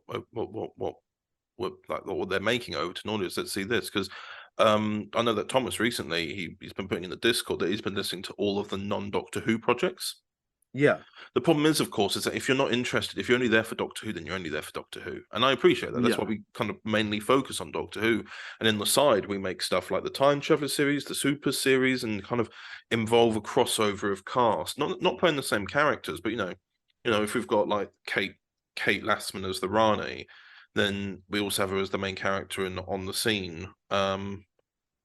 We try and appeal to those elements. It's something that you have to do. If you want to get your original stuff seen, you kind of have to cross over certain elements to make it work.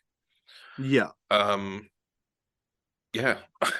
And then of course you just got to hope that people are interested enough in what you've got to say about something from a more original perspective.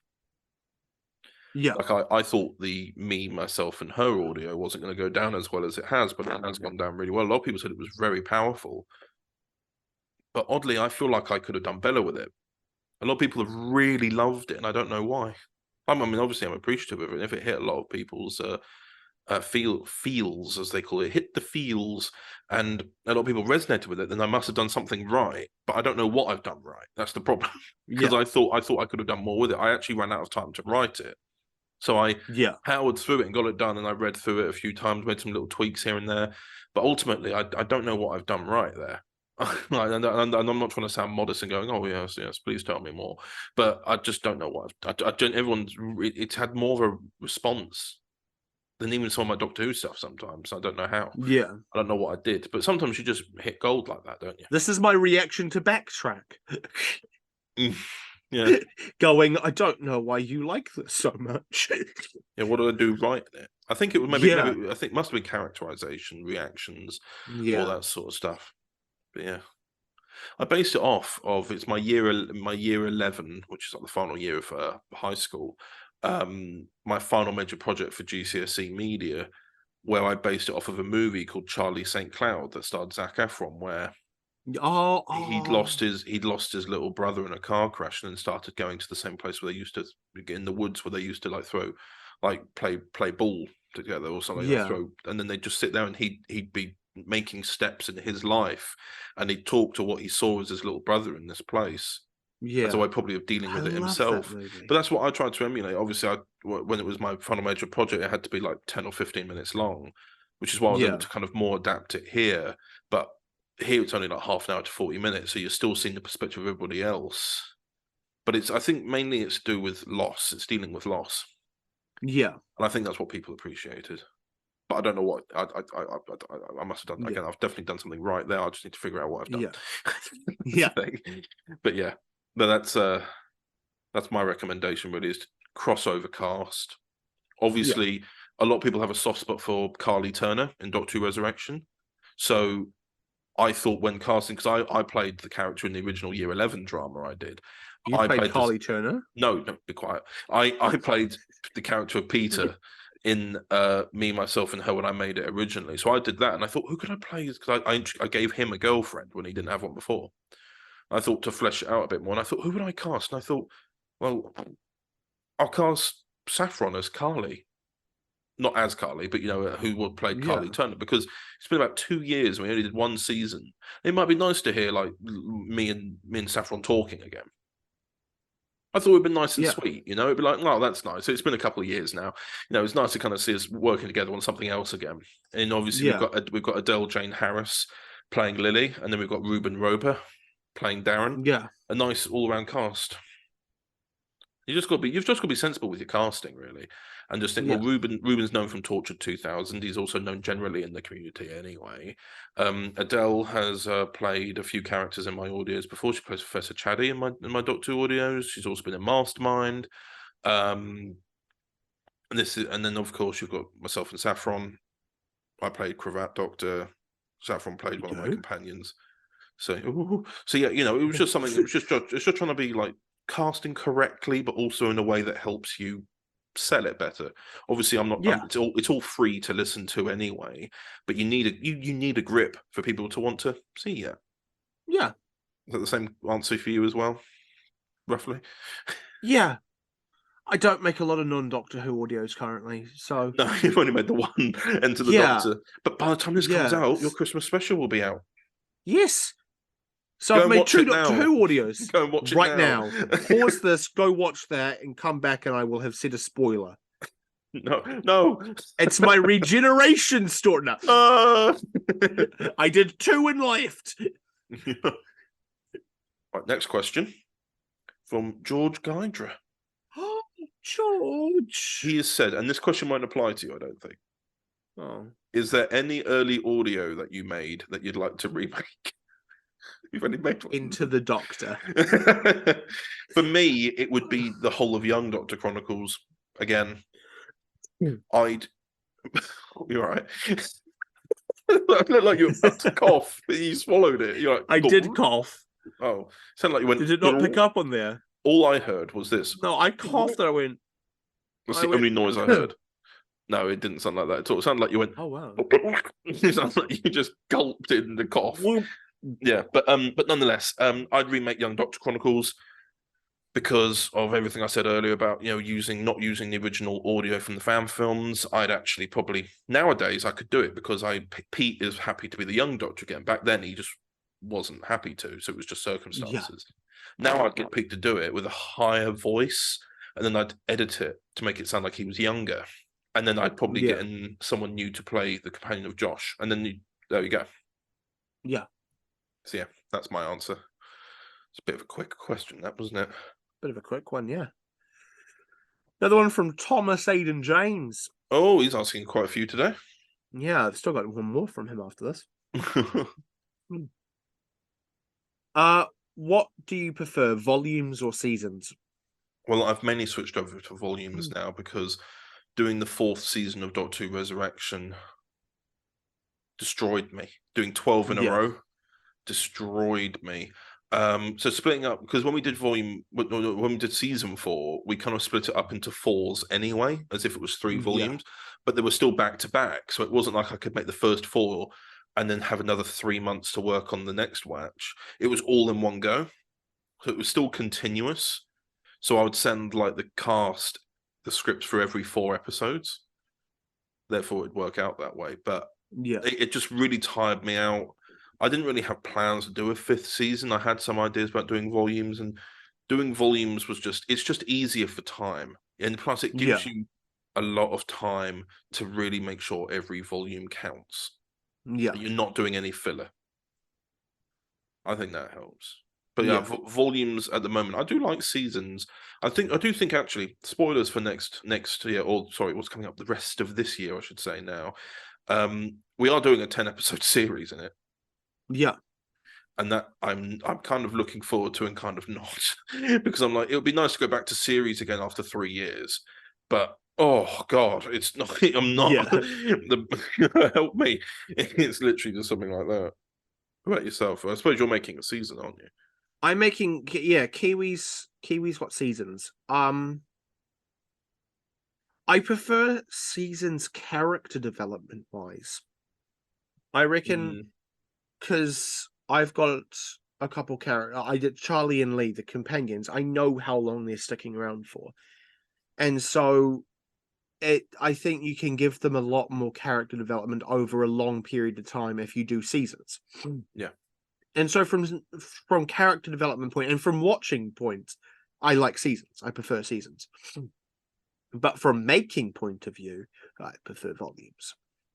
Yeah, because it's easy to make with yourself at the moment. Your main concentration is Kiwi, so as a result, you've got the time and mentality to be able to go. I can focus on this. With me jumping everywhere, I'm like, I can't do this. I can't.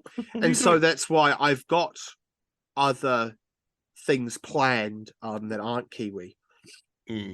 And one of them is a 5-episode volume that I have already fully written.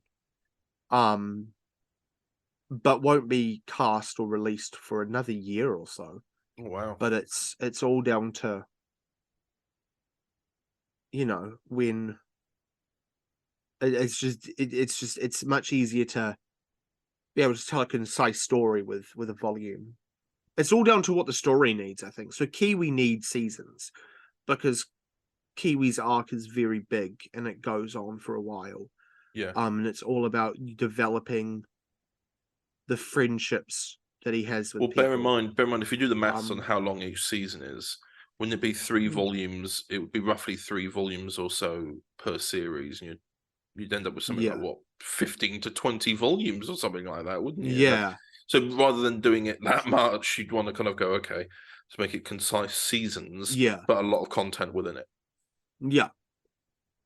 And so it's all about, with Kiwi, it's about building up the characters and the relationships and stuff. Whereas with the things I have planned for volumes, it's more story based. The characters do matter and the characters are important, but I'm giving more liberty to being able to tell different unique stories with every volume. Yeah. Whereas with Kiwi, it's all about character. Another one from George Guidera. You get hired by Big Finish. What creative choices do you make? Now, I already know your answer, so I'll let you go first. I would cancel the Yanto monthly range, as I like to call it. The Torchwood monthly range is cool, but we've had about a year now of just Yanto and Tosh, and every now and again, Ace,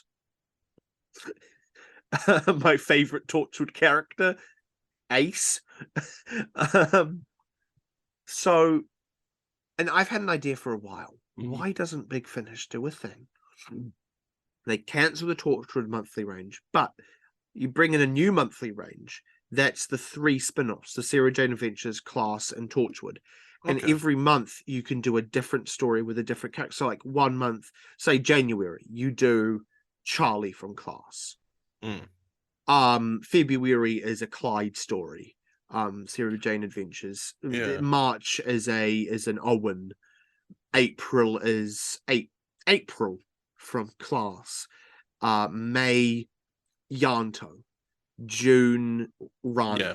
You can alternate them, and so you don't need to always go, here's another Yanto story. Like at one point, you could even do it. Does Yanto sleep? We don't know. But yeah, we could even do something like, because you know how the Doctor Who monthly range would have sometimes trilogies in them. Yeah, you could do something like that in trilogies. What did you say? Class, Sarah Jane, Torchwood. Yeah. Okay, that's 3. So that would make up 9 months, and maybe the final 3 are just like crossing back over. If it starts off with Class, Sarah Jane, Torchwood, and the last one could be Class, and then you can start off the year with Sarah Jane. You could just cycle through them all, or sometimes swap them around sometimes, and therefore you get technically a volume a year. Come on, Big Finish. What would I do? Step up your game. Cancel everything. Make this solely a War Master. Company. What creative choices would I make? I would actually find ways to integrate. Speaking of which, because I know I talk a lot about this, but like, I don't think Big Finish are doing anything badly at the moment. I do think, like, for example, I do see when they announce new Torchwood monthly ranges, I'm a bit like, okay, we've seen now Yanto, for example, 5 months in a row. But also I completely understand that due to recent controversies and stuff, that they did have other things planned and have had to change them last minute. Yeah. Where's my Owen content? I mean, I've listened. Big Finish, if you're listening to this, I've listened to every Owen story. Can I have a new one? And we have seen that Eve, Miles, and Kiona returning to do Torchwood, was technically Series 7 now. Yeah, and I think that's really cool. I think that will be really good when it comes out.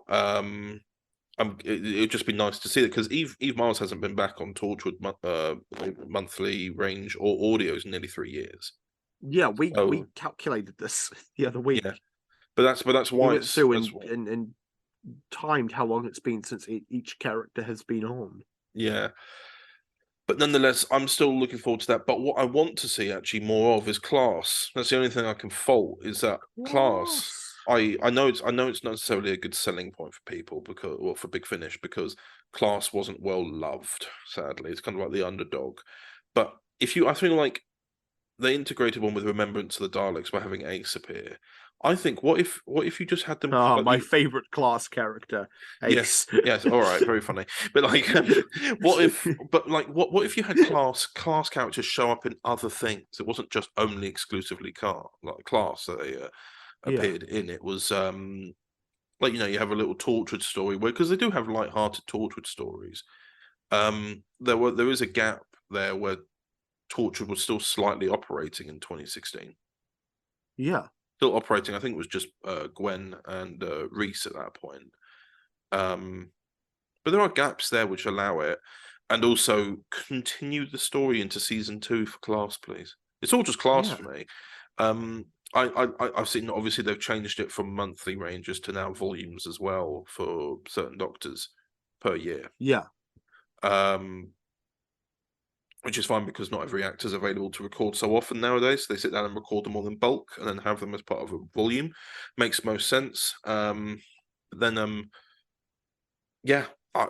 really have much else to say on it, really. I think that I'll probably put more Class into it. I'll come up with a better answer later and regret it. Yeah, I think it's a good answer. Next question. Is there anything from the early days, 2016 to 2018, that you wish you would have kept nowadays? This question, by the way, is from Thomas Aiden James again. Oh, anything I would have kept? What, like concepts or series? I don't know. Well, from 2016 to 2018, I was only making Doctor Who Resurrection every 4 months.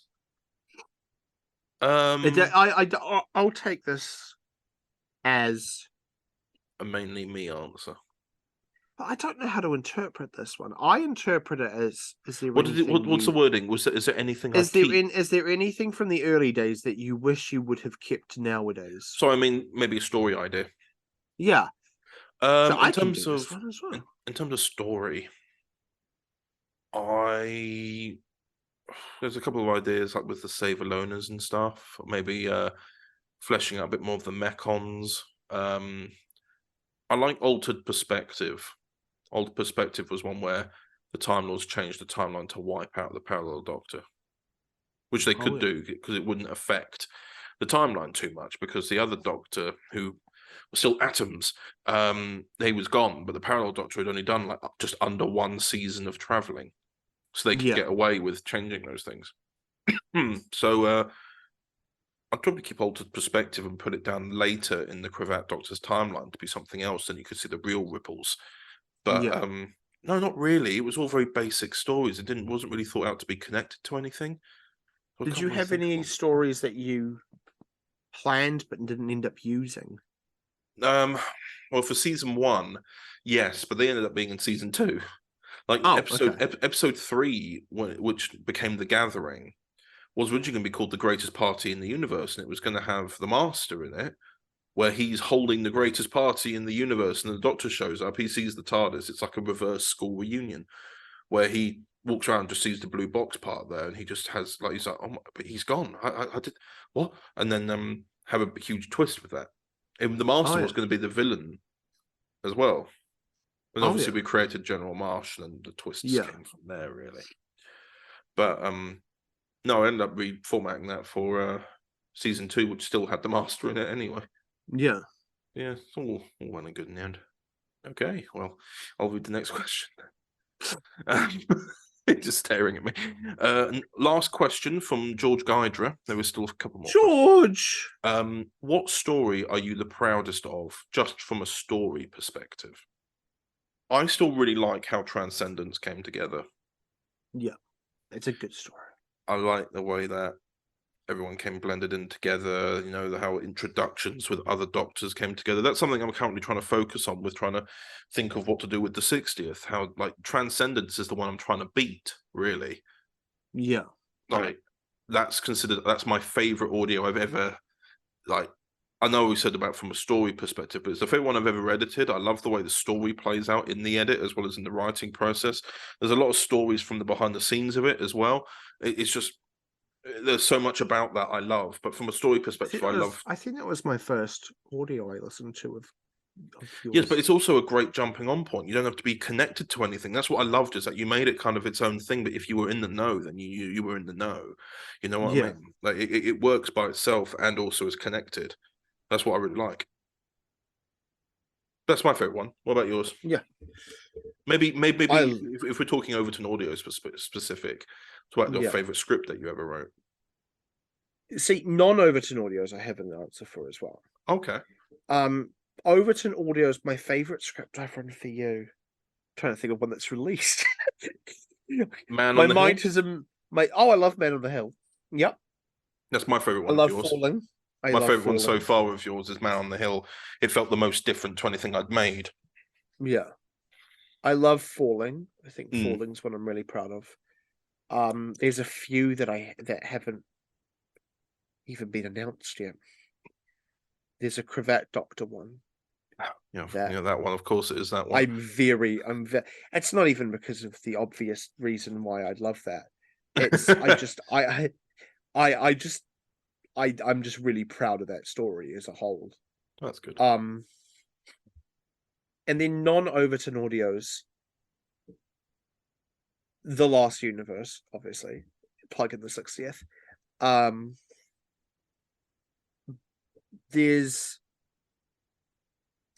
an episode, it's episode 10 of Kiwi season 1. It's called The Right Thing. Okay. I love that story.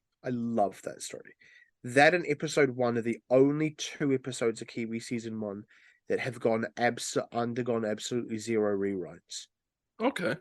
Since I wrote them back in 2020. And then there is an idea for Kiwi season 5, which is very far down the line, but I know what the plan for that is, and I'm very proud of that so far. Well, that's good. Yeah. So a lot of things I can't talk about, but I'm proud of that. And you will find out in due time why. And then my last question from Josh Murphy. If you were to start over, what would be one thing that you would change right from the beginning? Well, I wouldn't wipe out the dinosaurs, I don't think. Okay, well, specific to Overton Audios, I'll make this question then. I would make stuff more frequently. Like, I like the whole reason why I started making audios, like starting from Two of a Kind. You release a thing per week, Connor. No, but when I first started, it was once every okay. I was like, Connor. No, but like I'd start off with this schedule now, I would have probably started planning in 2016, doing this, and then I would have started releasing halfway through 2017 or towards the end. Just started planning fine and fun, like I did with this. Like when I did that season, and then I finished one of the visual series I was making called Waterside, because this was all born out of the idea of me. When I was making the visual series, I had a lot of producers who worked with me, and I was sending edits over to them, and they were telling me notes, and then I'd say, well, I disagree with that note, and there was a lot of discussions as to why I should listen to them and all this sort of stuff. And I'm not saying that I should. I'm not trying to be, as what's the word? Words seem to be escaping me today. But I'm not trying to sound like I know better, because obviously it's always good to have a fresh eye on things and consider it. But it was just something where I felt like I needed to make something where I needed to make something where I had a little bit of control, and I just didn't have to worry about notes. I could just make it and throw it out there into the world and be like, hooray. And that was what initially just doing those Doctor episodes every now and again was all about. Yeah. And then it really came to a head with one of the penultimate episodes of Waterside, where I was just like, there was a lot, because we were getting towards the end, there was a lot of notes to make sure we got it all right first time. So that's why I decided to write series 2 of Resurrection so quickly. So I just needed to get that energy, that built up energy of not being able to finish something for 5 weeks because everyone was watching it and considering it. And I'm like, it's done though. And all this sort of stuff. I'm quite an impatient person when it comes to producing stuff. So, and if I've got it edited, I'm like, well, where's this so I can upload it? I just need to get it out there and done. And that's what kind of created this drive that is still going on to this day, really. I start things off quicker. I'd have season 1 come out quicker with season 2 and everything else. But I don't think half the things that we make now would have happened if I'd done that. Yeah. There was a lot of pauses between season 1 episodes that made me consider the story and build it up. And thus we wouldn't have had the General Marsh series. We wouldn't have had probably much like the Veritas one, nothing like that at all, which helped build up everything. Yeah. But the thing is, we have developed from strength to strength. It used to be very cravat doctor era orientated. And we've now developed to a point now where we're jumping between so many different eras now and being able to show off everyone's doctor's era. Yeah. It's just great. And I don't think we would have got there if I just rushed into it. But but one thing I would change is probably just not making every 4 months, maybe making them monthly episodes or something, maybe. Yeah. But you, what would you have changed from the very beginning of this production for Kiwi? Don't know. Oh, very well. I don't know. I think everything's gone kind of smoothly with Kiwi so far. We'll ask you this time next year. Yeah, and you'll just see me. Just I will Burst be into tears. you. I will be you next year. Yeah. But yeah, no, I don't know. I think everything's gone quite smoothly with Kiwi so far. I think. I think I need to get better at procrastinating. Yes. I've got to a point where I really procrastinate a lot now. Yeah, yesterday I kind of sat up after dying from COVID for a few days, and then went, Christmas special comes up this month. I haven't edited it. So I got out of bed and I'm about halfway through editing now, but it's purely because I went, I probably should edit that, right? Because Jed's doing the music and Jed has a family, and so Christmas. And Christmas, yeah, no, exactly. So Jed has a family, and so I can't send him the thing 3 days before Christmas and go, ditch your family, make me music. So I said to him, he'll get it this week, and he said, I can do the music, and I was like, cheers, man, because otherwise, like, he wouldn't have time, and that wouldn't be. It wouldn't be fair to put that pressure as well. Yeah, no, that wouldn't be anyone's fault but mine. So I had to pull my head out of my arse and get down to editing. But everything, and then editing's just kind of gone smoothly. So like, yeah, I'm just trying not to worry with editing. Sometimes I go, the sound effect that I want, I don't know, I don't have that. But have you not looked at the sound effects pack I sent you? I have. No, I have every sound effects back that you've sent me. But sometimes I go, that exact one that I've got in my head doesn't exist. And so I go, what can I do instead? And so it's just an adapting thing. Yeah. And this time next year, ask me this question again and I will cry. Well, the 60th will come out by then. Oh yeah, no. There'll be a lot of lessons, I imagine, in that. Yeah. Or this time next year, I'll go, I don't know what you're complaining about, Connor. This is easy.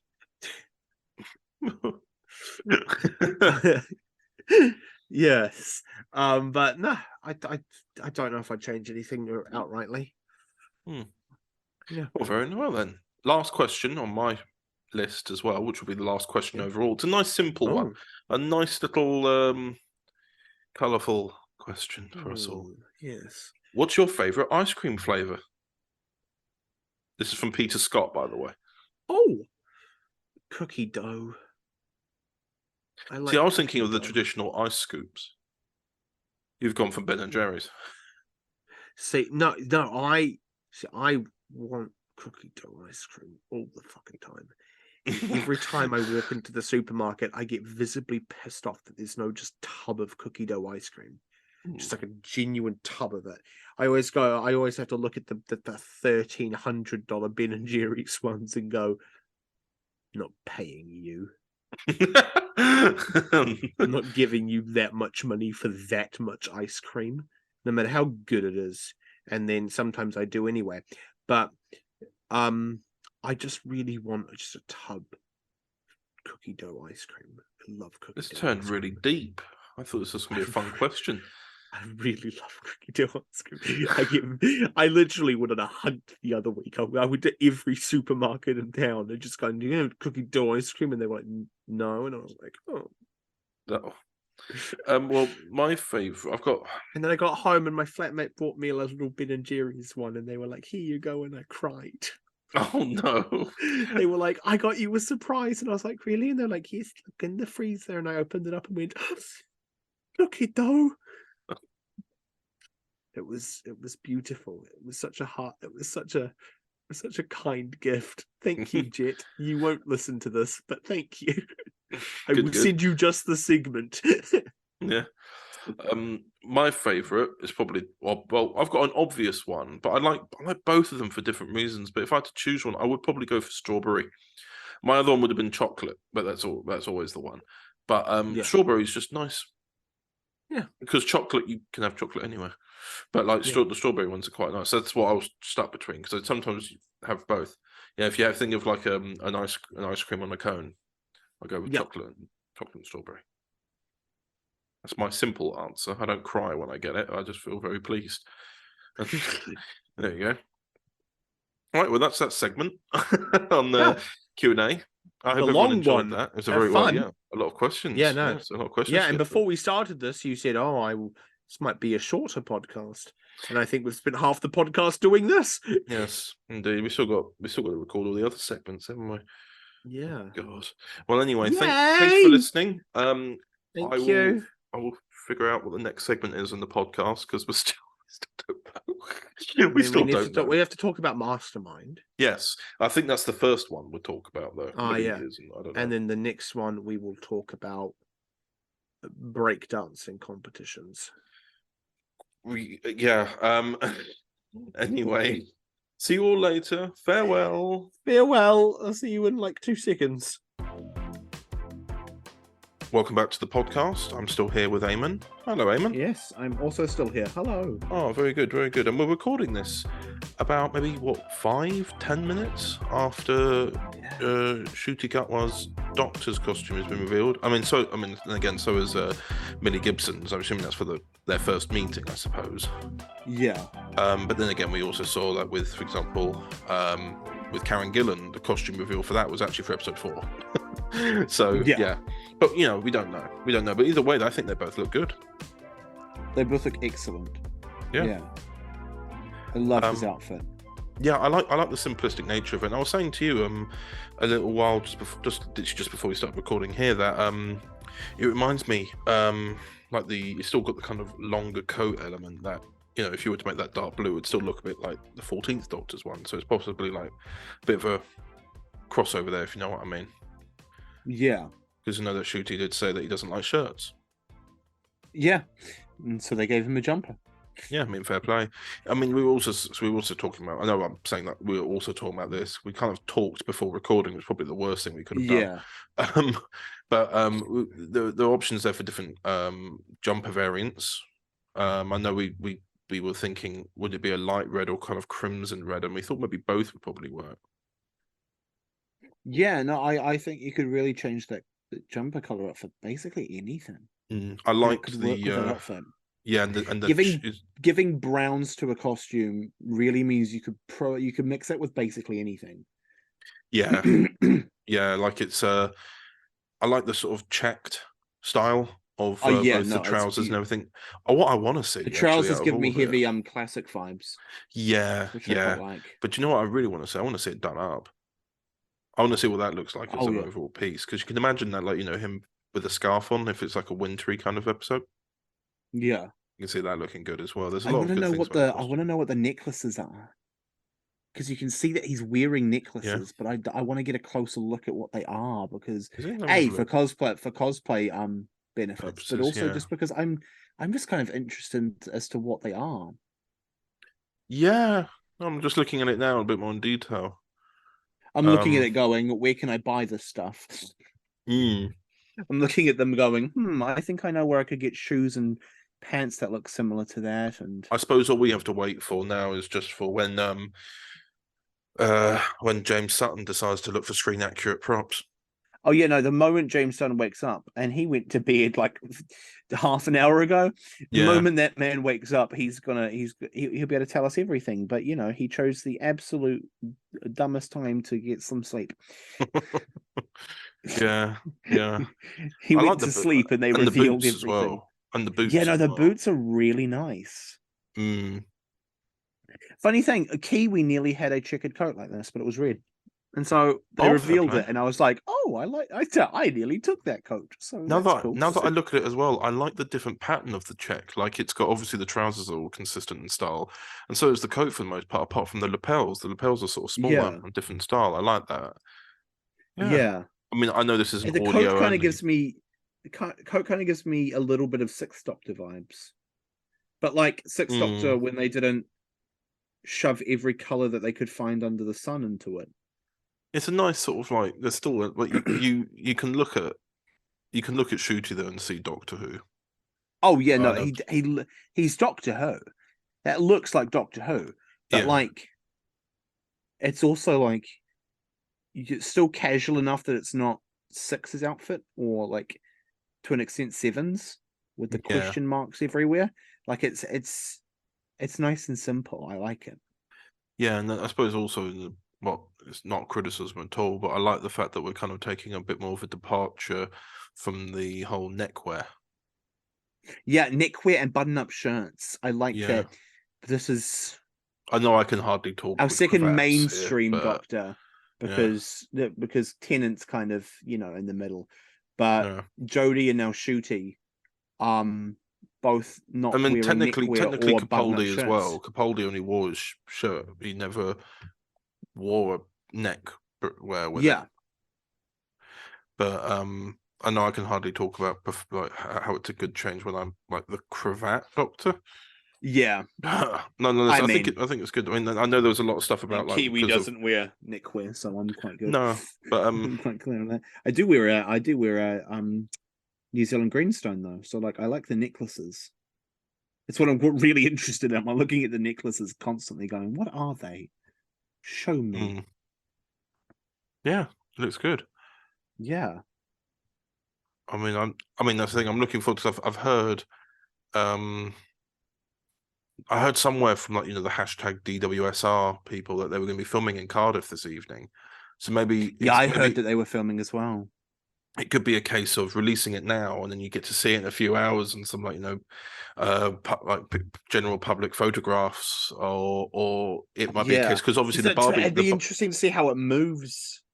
How it looks in action, because obviously we've just got 2 still photos. I'd like to see how it looks. Oh yeah, 100%. Like when he runs and how the coat flows and everything, and what the necklaces look like we were saying earlier, the Barbie trailer only came out yesterday. Yeah, and that was obviously really taking a full advantage of Shooty. When's the sex education season 4 trailer dropping? Yeah, I will probably get more information then. Yeah, they'll drop it. They'll drop it tomorrow. Just to cash in on Shooty Gatwa hype. But it's such a beautiful costume. I'm literally just looking at this, as I'm sure Dom is. Staring at it, going, "How can I buy this stuff?" There's a new photo of the costume that I've just seen. Oh, but he's wearing rings on his hands. Oh, okay. Hang on. Oh yeah, no, I've just seen a new one as well. Yeah, on Twitter. No, yeah, but he's still got his hands in his pockets, but like it's just from a different angle. No, I've got one where he's kind of like leaning down, looking up at the camera right now, and he's wearing rings. I can't see it. I haven't seen that one. Yeah. It looks cool. I'll send you. Yeah, you'll have to send it to me. And I'll send you the one I found. Oh, okay. We'll just trade shoot to get what photos. Looks good though. So it's a way like you've kind of swapped out the specifics. You've kept the costume simple, but then the accessories. Yeah. Apparently, what people have zoomed in on it and looked at it. Apparently, they've got Gallifreyan symbols on them. The rings. Oh, that's cool. Apparently. Once again, Kiwi wears a ring. Oh wow! There is a new photo there. Oh, yo, what's that necklace? Show me the necklace. But yeah, it's a beautiful looking costume. It is. But speaking of the character of the Doctor, yes, shall we have a little talk about Dark Universe 2, which is Dan's last volume as the Irish Doctor on Overton Audios? Yes, I think we should. There you go. Cue the trailer. Overton Audios presents. My son died. I'm sorry. What was his name? Nathan. Nathan Chase. I promise to keep him safe. I have to end this! You don't have the guts, Time Lord. Algol is one of the ancient plants in the universe. It survived for another 25 billion years. It's one of the last planets to die. And you just said it was fine a day ago. Something is very wrong with time. There was a group of people called the Conglomerates. They had a certain power over reality. The Chaos Fury. It's a temporal event that occurs when there are multiple timelines in play. Since this life started, I've been too late with my friends. I keep letting them die. There's no time. It won't hold. I just need a moment to put more against it then. By the time you've done that, we'll all be dead. Oh, they've got me! I dropped it! The screwdriver! Can you reach? I can't! Yay! They're damaging the balloon itself. I will not let it happen! Not again, not like Fiona, not like Nathan! Doctor Who Dark Universe 2. Coming the 18th of January 2023 at 12 p.m. And welcome back. And obviously, I think we should preface this to begin with, but keep it very brief, because last podcast we'd made no mention of it whatsoever. Yes. Dan and Anya went on a very extended break. Yes. About 3 weeks ago. As of recording, it was 3 weeks ago. When this comes out, it'll be more like 5 or 6. Because of Christmas. Literally, as of coming this out, this morning was when they announced that they were coming back. I mean, we'd known since at least from my time zone, I'd known since we'd all known since last night. But we're obviously recording this at the time that Shooty's costume has just been announced for everyone's reference, so you'll know the times. But no, they took a break. Just things got on top of Dan and Anya. Obviously, we'd announced Prism literally 24 hours before. There were lots of questions about the continuity of things, and then obviously Dan started his, as I mentioned before, Dan started his new job, which is why he's had to start leaving the podcast, which is why it's you and I doing it now. And as well as that, Dan has spent less and less time at home because his new job's more demanding, and it's visual effects, and we've heard so much being said more about how production houses don't treat their visual effects artists properly. Not to say that, and I'm not saying at all that applies to Dan here. Dan works at a visual effects house, so they're given the work anyway. But as a result, Dan does work long hours to make sure those visual effects can be done, and we always appreciate Dan. But it just got to a point where he only had weekends free, and he's been able to make things better in his schedule. He's able to work at home some days now. So as a result, he just got stressed, overwhelmed, and now they're coming back to continue with Fractured Timeline. And because I was very worried, because obviously we've made this volume and it was the last one of the Irish Doctor at Overton Audios. I was very worried that it would be the last one ever for a little while. But they've taken that break now, and ultimately they're going to move forward, as they've said, in a much more better mindset and positive mindset. However, obviously the reason why Dan's not on this segment talking about it, they are still going to take their break until the new year. This podcast comes out in the new year, so there's no way I could get this edited in time. So for this one, Dan is not going to be here, but I'm going to see if maybe later down the line a little bit when he's come back and he's more refreshed and everything like that, to see if I could get him on very briefly just to talk about it. But it won't be for this one when we're talking about it. It would just be me and Eamon. Yeah. Again. like last got month. Sick of us already. Yeah. But yes, with Dark Universe 2, this is the final volume of, well, it's just the final one that Irish Doctor's doing generally, so of course you'd know this, but it's the final part of the Dark Universe 8-part saga, where every companion that he meets, it's not a consistent companion, it's the Irish Doctor dealing with the loss of his surrogate son, Nathan Chase.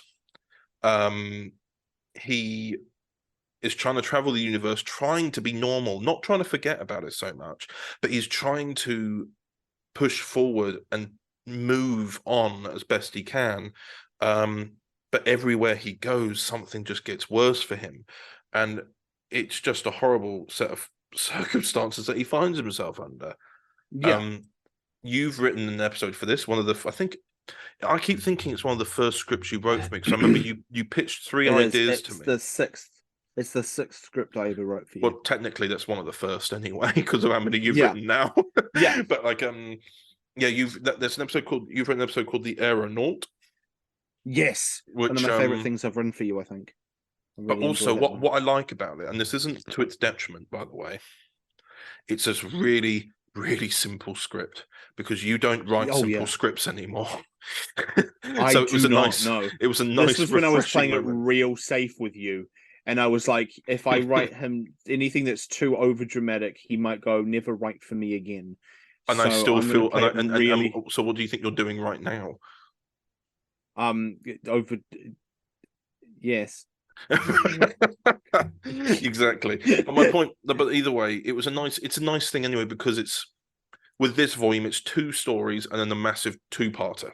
So it's 3 stories across 4 episodes, with the last one being a 2-parter. You've got the first one, which is called The House That Death Built, which is where the Irish doctor finds himself with Sarah Winchester at the Winchester Manor with all the ghosts and stuff. It's a massive ghost story. Voice for a Doctor Who episode set there would be awesome. So I'm really excited. And that's written by Joshua Griggs, who played the monk in Cravat Doctor and the Rani. Yeah. And that also stars Rosalind Wellen as Sarah Winchester and Abby Louise as Hayley Phillips. As well as that, then we have your episode, The Aeronaut, but that one's a nice simple one, and I like that. Not because it's not bad by any means. It's a nice little short story just before the massive 2-parter, and I think that's needed. It was really something that was needed. In the same way, like, in the RTD era, you'd always have a nice short, like not short stories, still be the same length, but a nice kind of lower budget story, you could call it, for that sort of style. That would be a nice kind of feel good week, and then you'd enter the massive finale. With this, obviously, there's no money changing hands, but the point being is that it's a nice, calmer episode. It's actually quite a nice episode for the Irish Doctor as well, considering all the hell we've put him through. Yeah. I quite like how low key this one is, and just quite peaceful.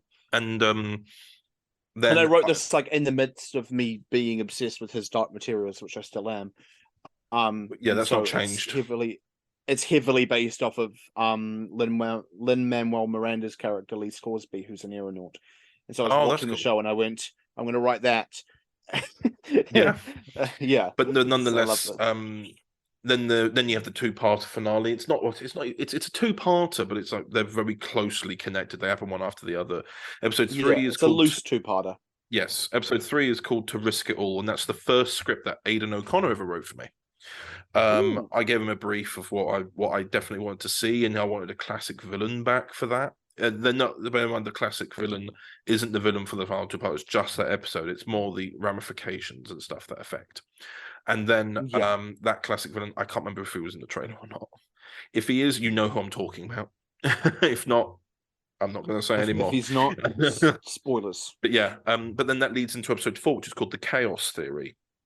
And there's this theory I read up 6 to 7 years ago that if you had, like, it was a theory made by I think it was Brian Cox, who said if you made a time machine, you only get 5 chances to change the flow of time before the universe just stops.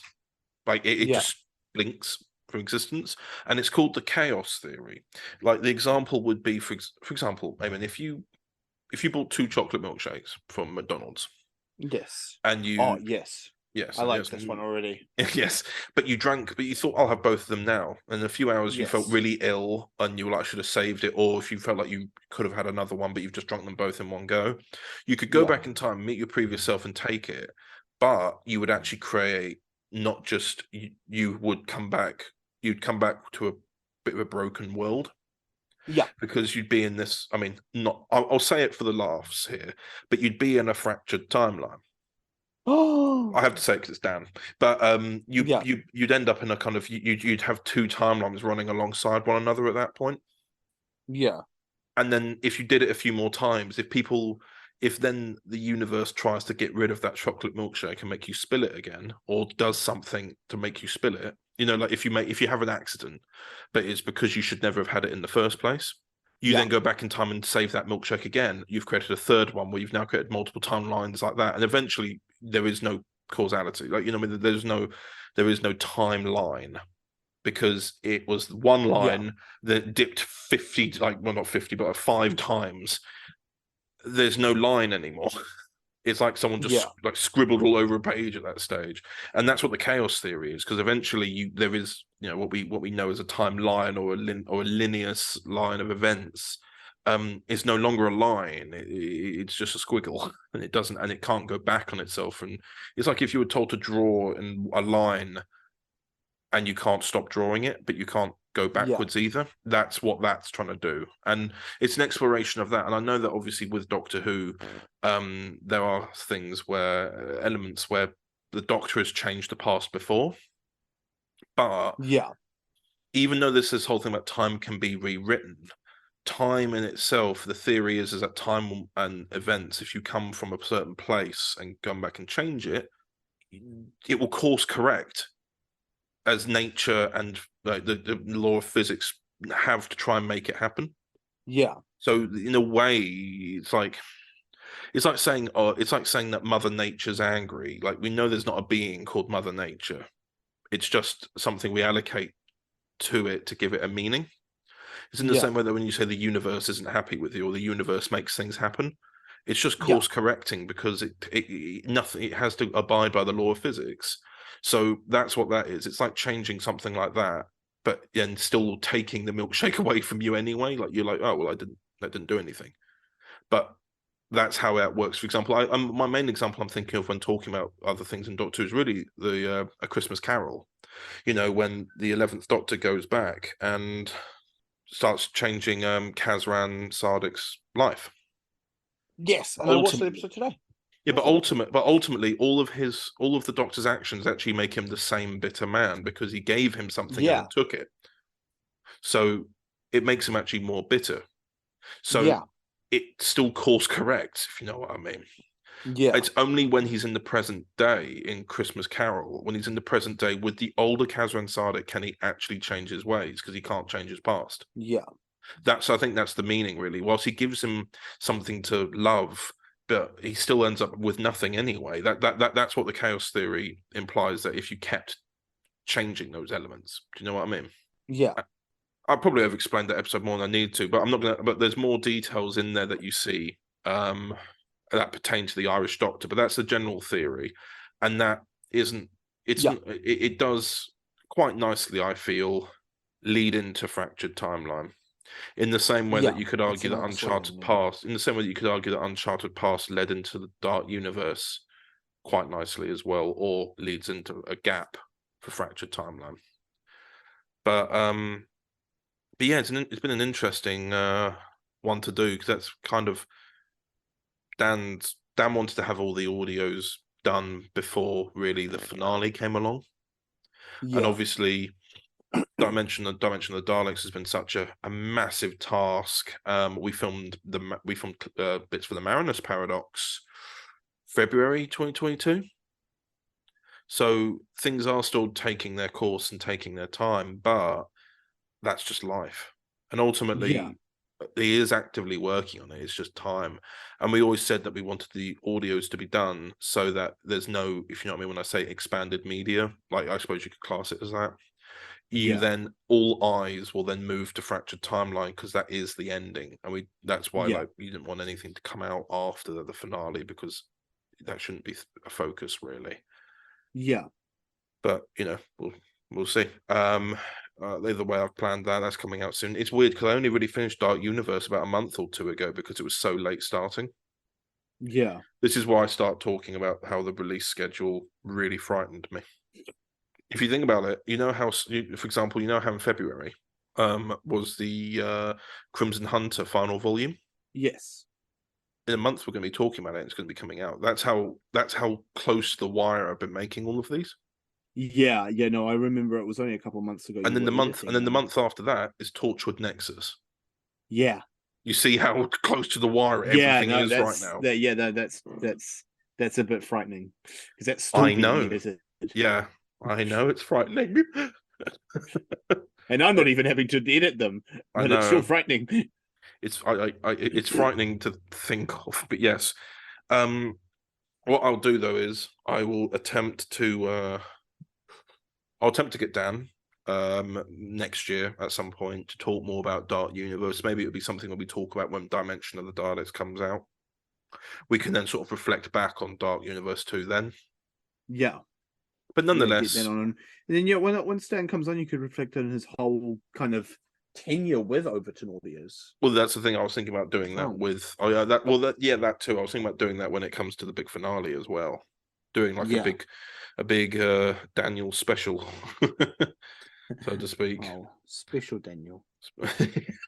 Yes. Why did you say it like that? Anyway, I don't know. I just like Daniel. He's indeed, awesome. Indeed. Love you, Daniel. If you're listening, sorry I stole your job.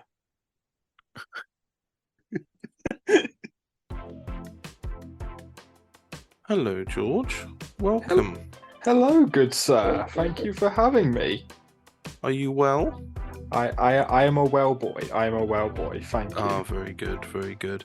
This is a new segment we're going to be doing starting from January 2023. What do we call it? Big Finish discussions. Yeah, Big Finish discussions. Yes, where we pick a Big Finish release that's come out in the month that we've both obviously listened to and want to chat about. For this first one, it's the 8th Doctor Adventures Connections. One time, one place. I don't know how you humans do it. There's a whole eternity out there to explore. You just need the right team beside you. Livchenko, medtech from Caldor. Not planning on going back anytime soon. Helen Sinclair. Once I studied history. Now I get to live it. Live it, eh?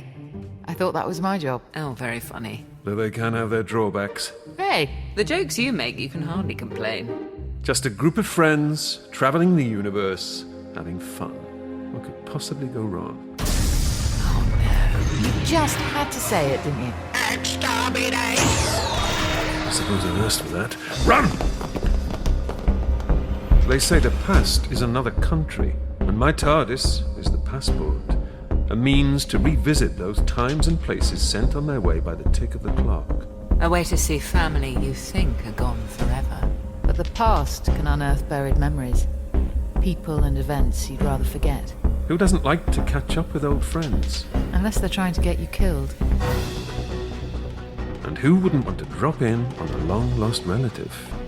Unless there's a reason why they were lost. And it's too hard to bear. But in an infinite universe, there are other ways to reach the past. More dangerous ways. We've met the angels before, and they're terrifying. And when you see them, you can't look away. You mustn't look away, because that is when they feed. And once a connection's been lost to the past, you may never be found again.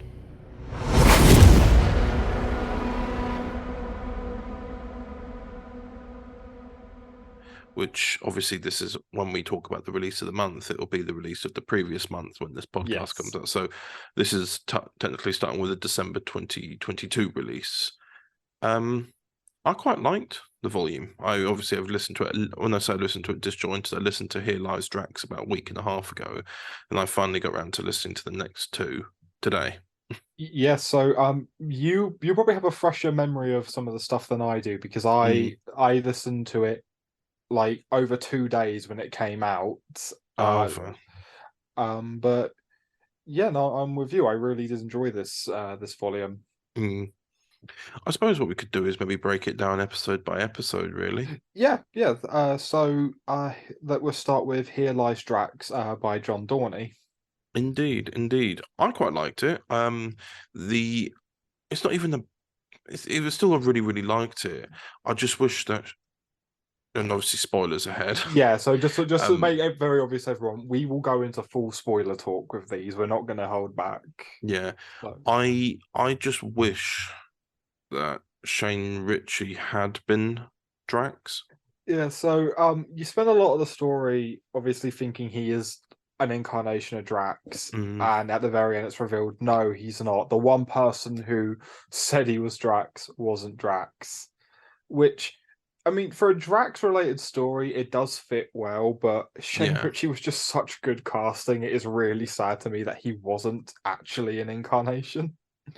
Yeah, because it was to do with it was obviously like a sort of, didn't they say it was like a kind of half sequel to the Fourth Doctor story with Drax. Yeah, the Trouble with Drax or something, I think. Yeah, and that was where there was this massive con that occurred over multiple regenerations. So we got to see like over half of his regeneration cycle in just one episode, or one. Well, I think one longer episode. I think it was a two-parter, but yeah, we got to see that. And here there was because there was some incarnations who were dressed as soldiers with masks on.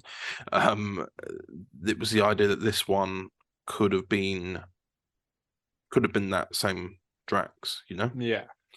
Obviously the plot twist is that it's not. It's isn't he he's the bounty hunter, isn't he? He's pretending. Yeah, the what was it, the Quantum Assassin, there we go, the Quantum Assassin.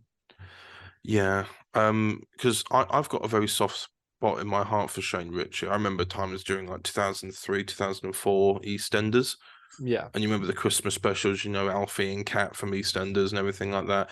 So I thought Drax was a perfect fit for him, which is why I was so sad that it wasn't him. Obviously, I know it's meant to be this big twist in the episode, but it was still a bit like I feel like he should have been. It's one of those. He was one of those when he got announced. It was one of those moments to me where I was like, "This is perfect casting. How have I never once thought about this?" Like, because I'm not a big soap opera fan, but I used to. Again, obviously, because I grew up in a pub and everything like that, EastEnders would just be on the TVs. My mum's a soap fan, so I used to see Shane Ritchie a lot, and I always loved him, like, as a performer. So I thought, oh, this would be perfect. And I won't lie, I think it lets the story down a little bit for me, but it's one of those, it's not because the story's bad. In the context of the story, it works really well. I think I can't shake that little bit of disappointment I have. Yeah. Other than that, it was still a very fun story. Before that twist came along, really, really enjoyed it. Or obviously, whenever there's a Drax story, it's all one big con. So it's interesting to try and see, and it's also it's also a little bit, I suppose, a bit of a challenge for the writer as well, trying to come up with the perfect con that even it doesn't reveal anything too much. It's also the fact you have to make Drax somehow likable and unlikable at the same time. Like, enough to the point where because at the end of it, the Doctor is, the Doctor talks to him like, that friend you always hang around with always gets you into trouble. Yeah. Like, he's talking to him like that at the very end. It's not some big master, like, evil plan, like, to destroy the world or anything. No, he's the friend that never grew up. Yeah. No, we've all got that friend though who kind of still acts a bit childish every now and again. You're like, yeah, okay. And here's the thing: I thought with his casting, I thought this would have given us a more regular incarnation of Drax we would have seen in like upcoming stuff, especially with the Eighth Doctor. Speaking of which, our TARDIS trio are great in this as always. Yeah, I love Paul at the start getting really excited by mail. Like that really tickled me. Like, yeah, I've won £1 million, or I think I've won £1 million or something, and they're like, what? Yeah, like the idea that also it kind of leads on from, I've got this vibe that since the Stranded volume, which well, obviously there was a 4-volume set, and this is like the second volume after that. I get the sense that he's just willing to ignore the fact it's junk mail just because he wants to go and have an adventure. Well, he's got the TARDIS to do that. He doesn't want to. No, he's not. I mean, wasn't it a case of like with Stranded, they spent about a year or so there? Yeah. Honestly, you could almost argue 2 years, just like 1 year in the parallel on the alternate timeline, and the other year in the what we know as the regular timeline. And it is because Paul McGann, sorry, not Paul McGann, but the Eighth Doctor in this, in Stranded, is very much a it's quite a broken, quite grumpy kind of character, which like fits. And you sort of get this nice mixture of he's a lot happier. He feels a bit more like Classic 8 in the past 2 boxes that have come out. And it's just a little moments like that, getting excited about the mail and like the junk mail and everything. Like that's a big thing, and it's nice. It's because it makes sense in terms of where he was just desperate to go traveling again. So he's back, basically trying to be his old self. Yeah, I like that. Yeah, and the whole volume gives off that vibe that he's just happy to be traveling around, running about again. And obviously, he's a little bit more excitable as a result. So you've got Liv and Helen trying to calm him down at times when he gets too excited, which is always nice. Yeah, they're a bit more domestic. At least at the start of this story, they're a bit more domestic the way they're kind of acting, which I think is quite nice. That they've almost like never left 2020 behind as much as the Doctor's trying to do. Yeah, it's a good balance. It is. They do make a good balancing act. Yeah, exactly. And that's obviously after that story, we lead on to The Love Vampires, written by James Kettle, and obviously listened to that this morning, so it's quite fresh in my mind. That one was quite nice. I like what it plays with. I like the fact it's not your typical vampire story. It's very atmospheric. I like the kind of tense atmosphere that you get in this story. It's also nice to see a little bit of the Doctor's past explored in that story, because the villain of that is called the Realist, and he knows of the Realist. And obviously, when it comes to vampires, anyway, the Time Lords and the vampires have always had a long history. So it's understandable that he has encountered them before, and they know him and he knows them. It's nice. It's a nice little thing for they thought it seemed a little bit more grounded in this one. It seemed like in Here Lies Drax and Albie's Angels, he was more excitable, but in this one, it was because it was very much more of a personal story for everyone. Because obviously, I was going to say spoilers for those, but we already said spoilers. Yeah. The vampires show you someone you love to entice you, like I suppose what's it like that? Like a mirage, I suppose, and then they but you're almost like in an illusion. Yeah, and then you're going to embrace them or something. They embrace the illusion, and it's actually you walking into the arms of a vampire.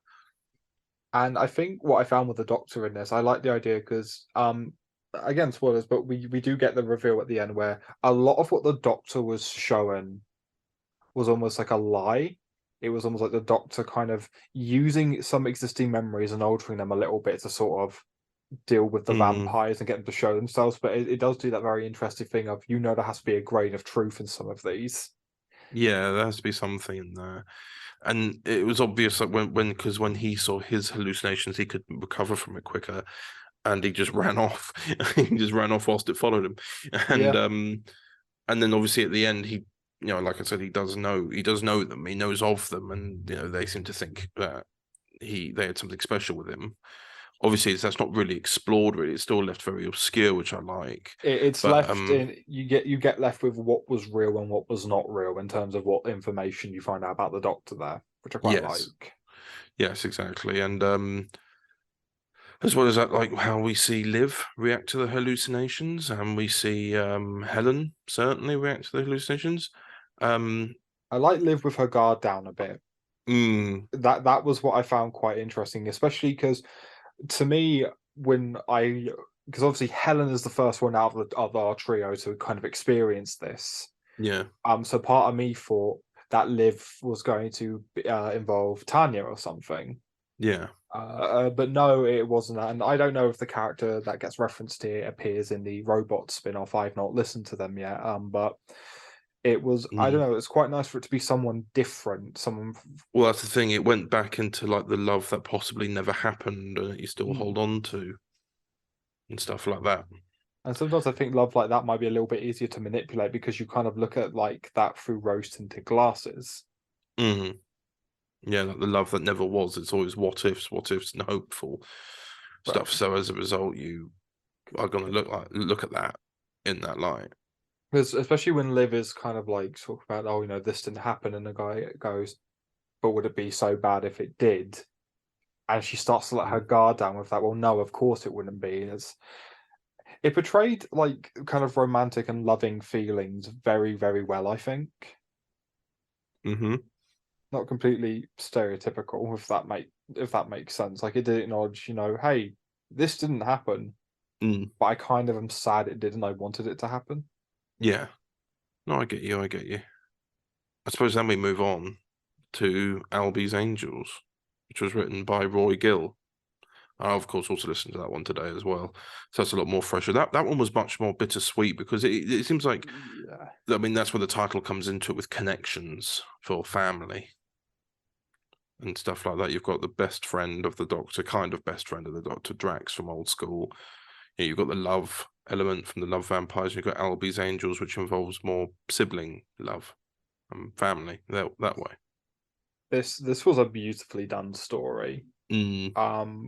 One, I like how Weeping Angels are still effectively used in audio, because until I started listening to like some more recent stuff, I used to always wonder, can they work in a non-visual means? No, they work incredibly well, and some of the like moments where it moves did actually make me jump, obviously because of the sound effect. But yeah, from a character perspective, Helen is fantastic in this story. I think my favorite moment in this story is not even like a moment where she's scared of the angels. It's when the place where her brother is living at, the landlord finds the letters, the love letters, and obviously because he's gay, he gets turned into the police, and there's that great moment where she's kind of like yelling back at the landlady, basically going, "You are a relic," and things like that. Well, that's what's good about that as well is when at that point it's set in technically the original time that Helen is from.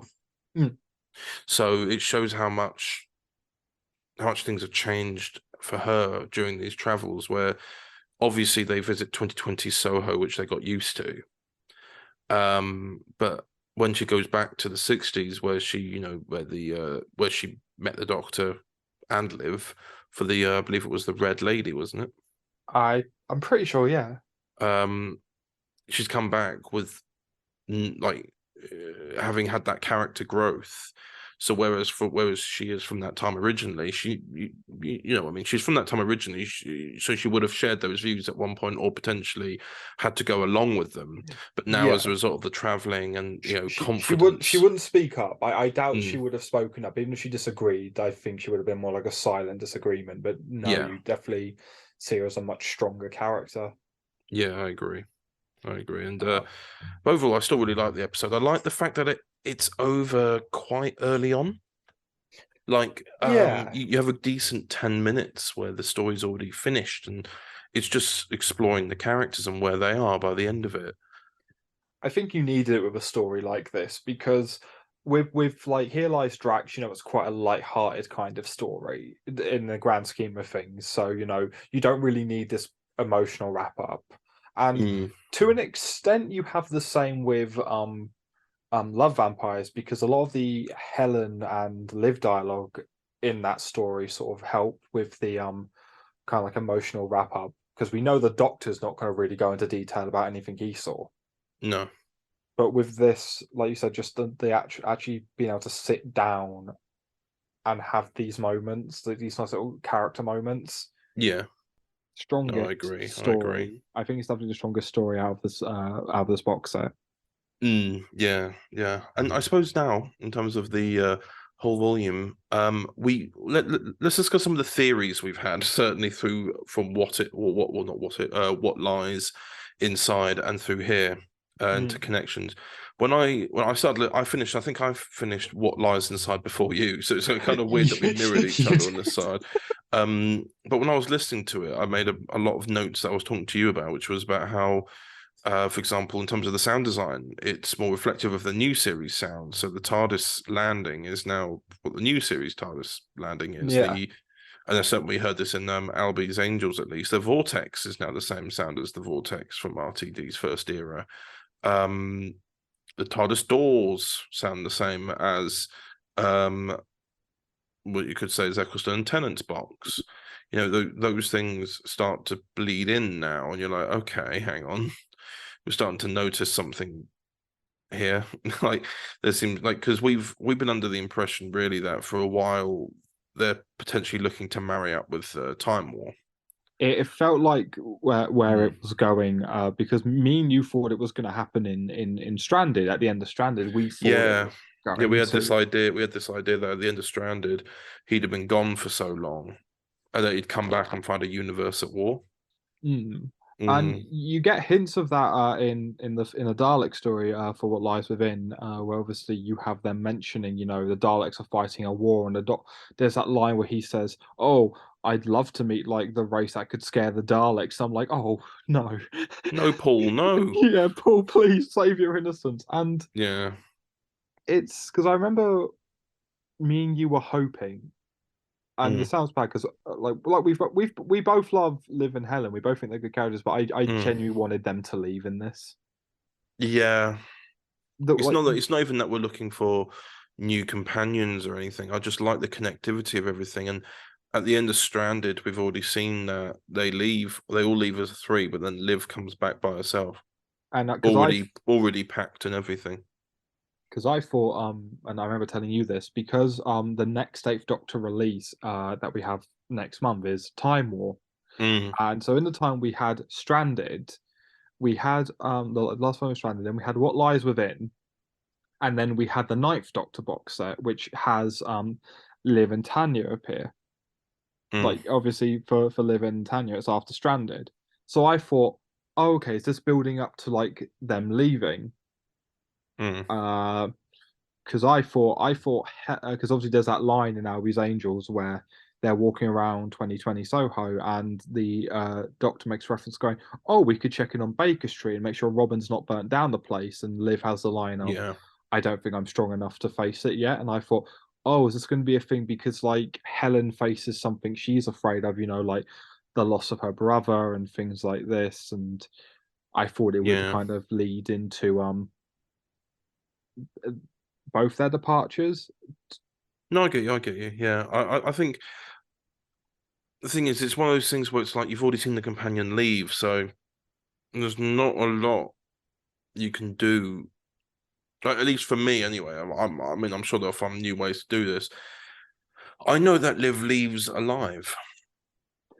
So anything that happens to Liv now, I'm like, well, no, she's making out of this. If you're trying to make it, oh no, what they're going to do? I'm like, well, I know she's going to leave. I re-listened to the last episode of Stranded the other day, just because I quite like the story, so I fancy listening to it. And when asked about Helen, she doesn't really give an answer. So part of me assumed, because originally I thought in this story, when I heard it about Weeping Angels, I thought Helen was going to be sent back in time and end up being with her brother. And obviously because of like the course of, you can't interfere with this then. Yeah. Sort of like, how when Amy and Rory left, they lived full lives. I thought that was sort of going to be what happens here. Don't be wrong, I'm glad it didn't, because I do really like Albie's Angels as it is as a story, and I think it would have been ruined if this was an exit. I like the idea Helen goes back onto the TARDIS with that sense of closure now over her brother. But originally that's how I thought the story would go. We'd lose Helen in this, and Liv would decide, oh, Helen wasn't afraid to face like her past or whatever. I'm going to go and face what I want to face, and then would go back to Tanya. No, I agree. I would have also liked it though. I'd like to see some more 8 and Helen stories, to be honest. I'd agree that would work quite well, because obviously you had little moments in Stranded, because obviously Helen lived with the Doctor and like in their flat, so you did have some nice character moments with those two. So I do think they are a nice little duo to put together. Yeah, I'd like to see a little bit of that, where maybe Liv leaves and they do like 1 or 2 volumes similar to this, where they have the Doctor and Helen, but then she sort of starts to think, because she got quite domesticated there. Yeah.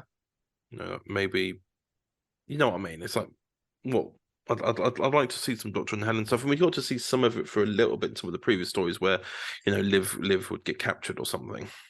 So I'd certainly like to see some of that explored. But at the same time, it's one of those things where it's like, we already know that Liv doesn't want to talk about Helen. And they've obviously done that to leave it open. Yeah, because you can tell they're still planning stuff. Because we know near the end, I think it wasn't November and December of 2023, we're going to have 2 other volumes. Obviously, we don't know what yet, but we're assuming it's going to be more Liv, Helen, and 8 content. Yeah. Yeah, I just couldn't end up so well because of, the Time War thing coming out and the Liv and Tanya appearance and the Ninth Doctor thing. It just seemed like it was setting up an exit. So admittedly, this is me looking at this with this, assumption, Yeah. Like, no, I get you. It doesn't stop me thinking that these are some really good stories. That's the thing. I still really enjoy them. I still really enjoyed this volume. It's just at this stage, we've had this Doctor and Companion set up for 7 years. And I know that when it comes to Big Finish, you're not having a series, you're only having like a volume or 2 per year, depending on the output. Yeah. But I don't know what else there is you can do new right now. I think the thing that what you could have done is you could have had this lead in and properly link up with, the Time War stuff. Because again, in Time War 1, he's shown still doing his normal, like traveling stuff. In the Starship Theseus story, he is, trying to just still be the Doctor. So it's not exactly that it will ruin this for you if you suddenly you do put him into the Time War. Like I actually thought his outfit would have changed in these volumes. I thought we would have got the more Time War outfit. I get the feeling that he's going to have his his coat burned a little bit. But yeah, I think it's definitely a solid volume. The past 2 Eighth Doctor volumes have been really good. I think, like I said, the strongest story in this, though, to me, is Albie's Angels. Yeah, 100%. Like, if you consider What Lies Inside and Connections as a 2-parter, which they are the cover arts connect. So I like that style though. I love it. I like that style. And it feels like, you could interpret this by the fact the 2 logos connect to the Gallifrey logo. It's almost like they're slowly edging closer to the Time War. Yeah, I wonder if they'll carry on with that layout, but add the main villains of each one as they go along, I hope so. That'd be quite nice. I definitely think. So here's the thing: if we look at them both volumes as a whole, what would you say your favorite story is out of the 5 we have? Because we have Paradox of the Daleks. I would say it's Albie's Angels. I'd have to agree. But it's a difficult one between that and Paradox of the Daleks, because I remember I can't deny that the experience I had listening to Paradox of the Daleks whilst you were at work and you couldn't listen. it was the worst thing for me, because you were like, George, and I was just there like, what is happening? And then I just get the thing going, they've mentioned the war, and I'm like, the war. The war. Yeah. But that's the thing, it was really exciting because you had no idea what was going to happen next, and it looked like they were building up to doing that kind of crossing point, which I think we are much closer to now. You can tell from just the way things are done, like now that we've had the Paradox of the Daleks stuff where they've mentioned, and obviously spoilers for What Lies Ahead, for both What Lies Ahead and the actual volume called that. They've just, the Daleks are from the Time War. They've come back, but prior to the Time War, to make a change. And it is the first time, at least the 8th Doctor acknowledges that he has seen them like this, like in the gold, in the bronze Dalek form, which was, I think, in terms of just a character piece, I think Albie's Angels is the strongest of the stories in terms of character and everything.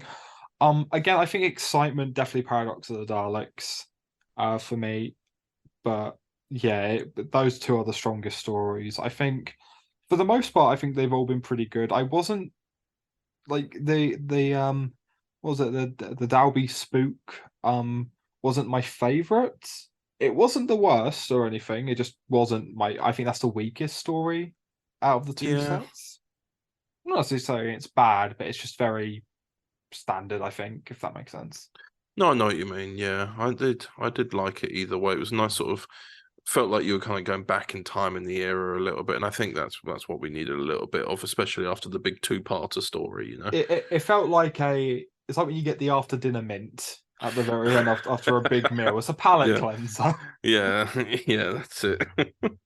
Indeed. But yeah, that's our little review of that volume. I don't know what we'll be doing next month. I suppose we need to sit down and talk about it. Probably Paul again. I was going to say it's probably likely Time War 5, but we will see. We will see what happens. Yeah, because we'll just have to see when it comes out, because they don't provide release dates, do they? So if it comes out in a decent time, then we will talk about it. If not, we'll figure something else. Yeah, we'll work something. Indeed. Well, thank you for listening, everyone, and I return to the podcast with myself and Eamon. And thank you very much, George. Thank you for having me. And welcome back. I hope you enjoyed those Big Finish discussions with me and George. We're going to try and do that monthly. And hopefully it's a nice new welcome segment, because I know I do post a lot about Big Finish weekly as to what I've listened to. So we thought it might be good to try this out and just pick one release that we both happen to have listened to and go from there, really.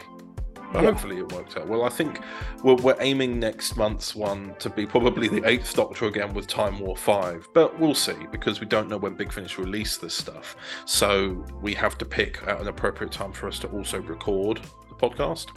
Yeah. So, yeah. But nonetheless, I think that's the end of the podcast, Eamon. I think it is. I think it might also be the longest podcast we've ever made. Yes. Sorry, Mum. Well, we do have chapters. I'm going to persevere to definitely make chapters for this, because I think we're going to need it.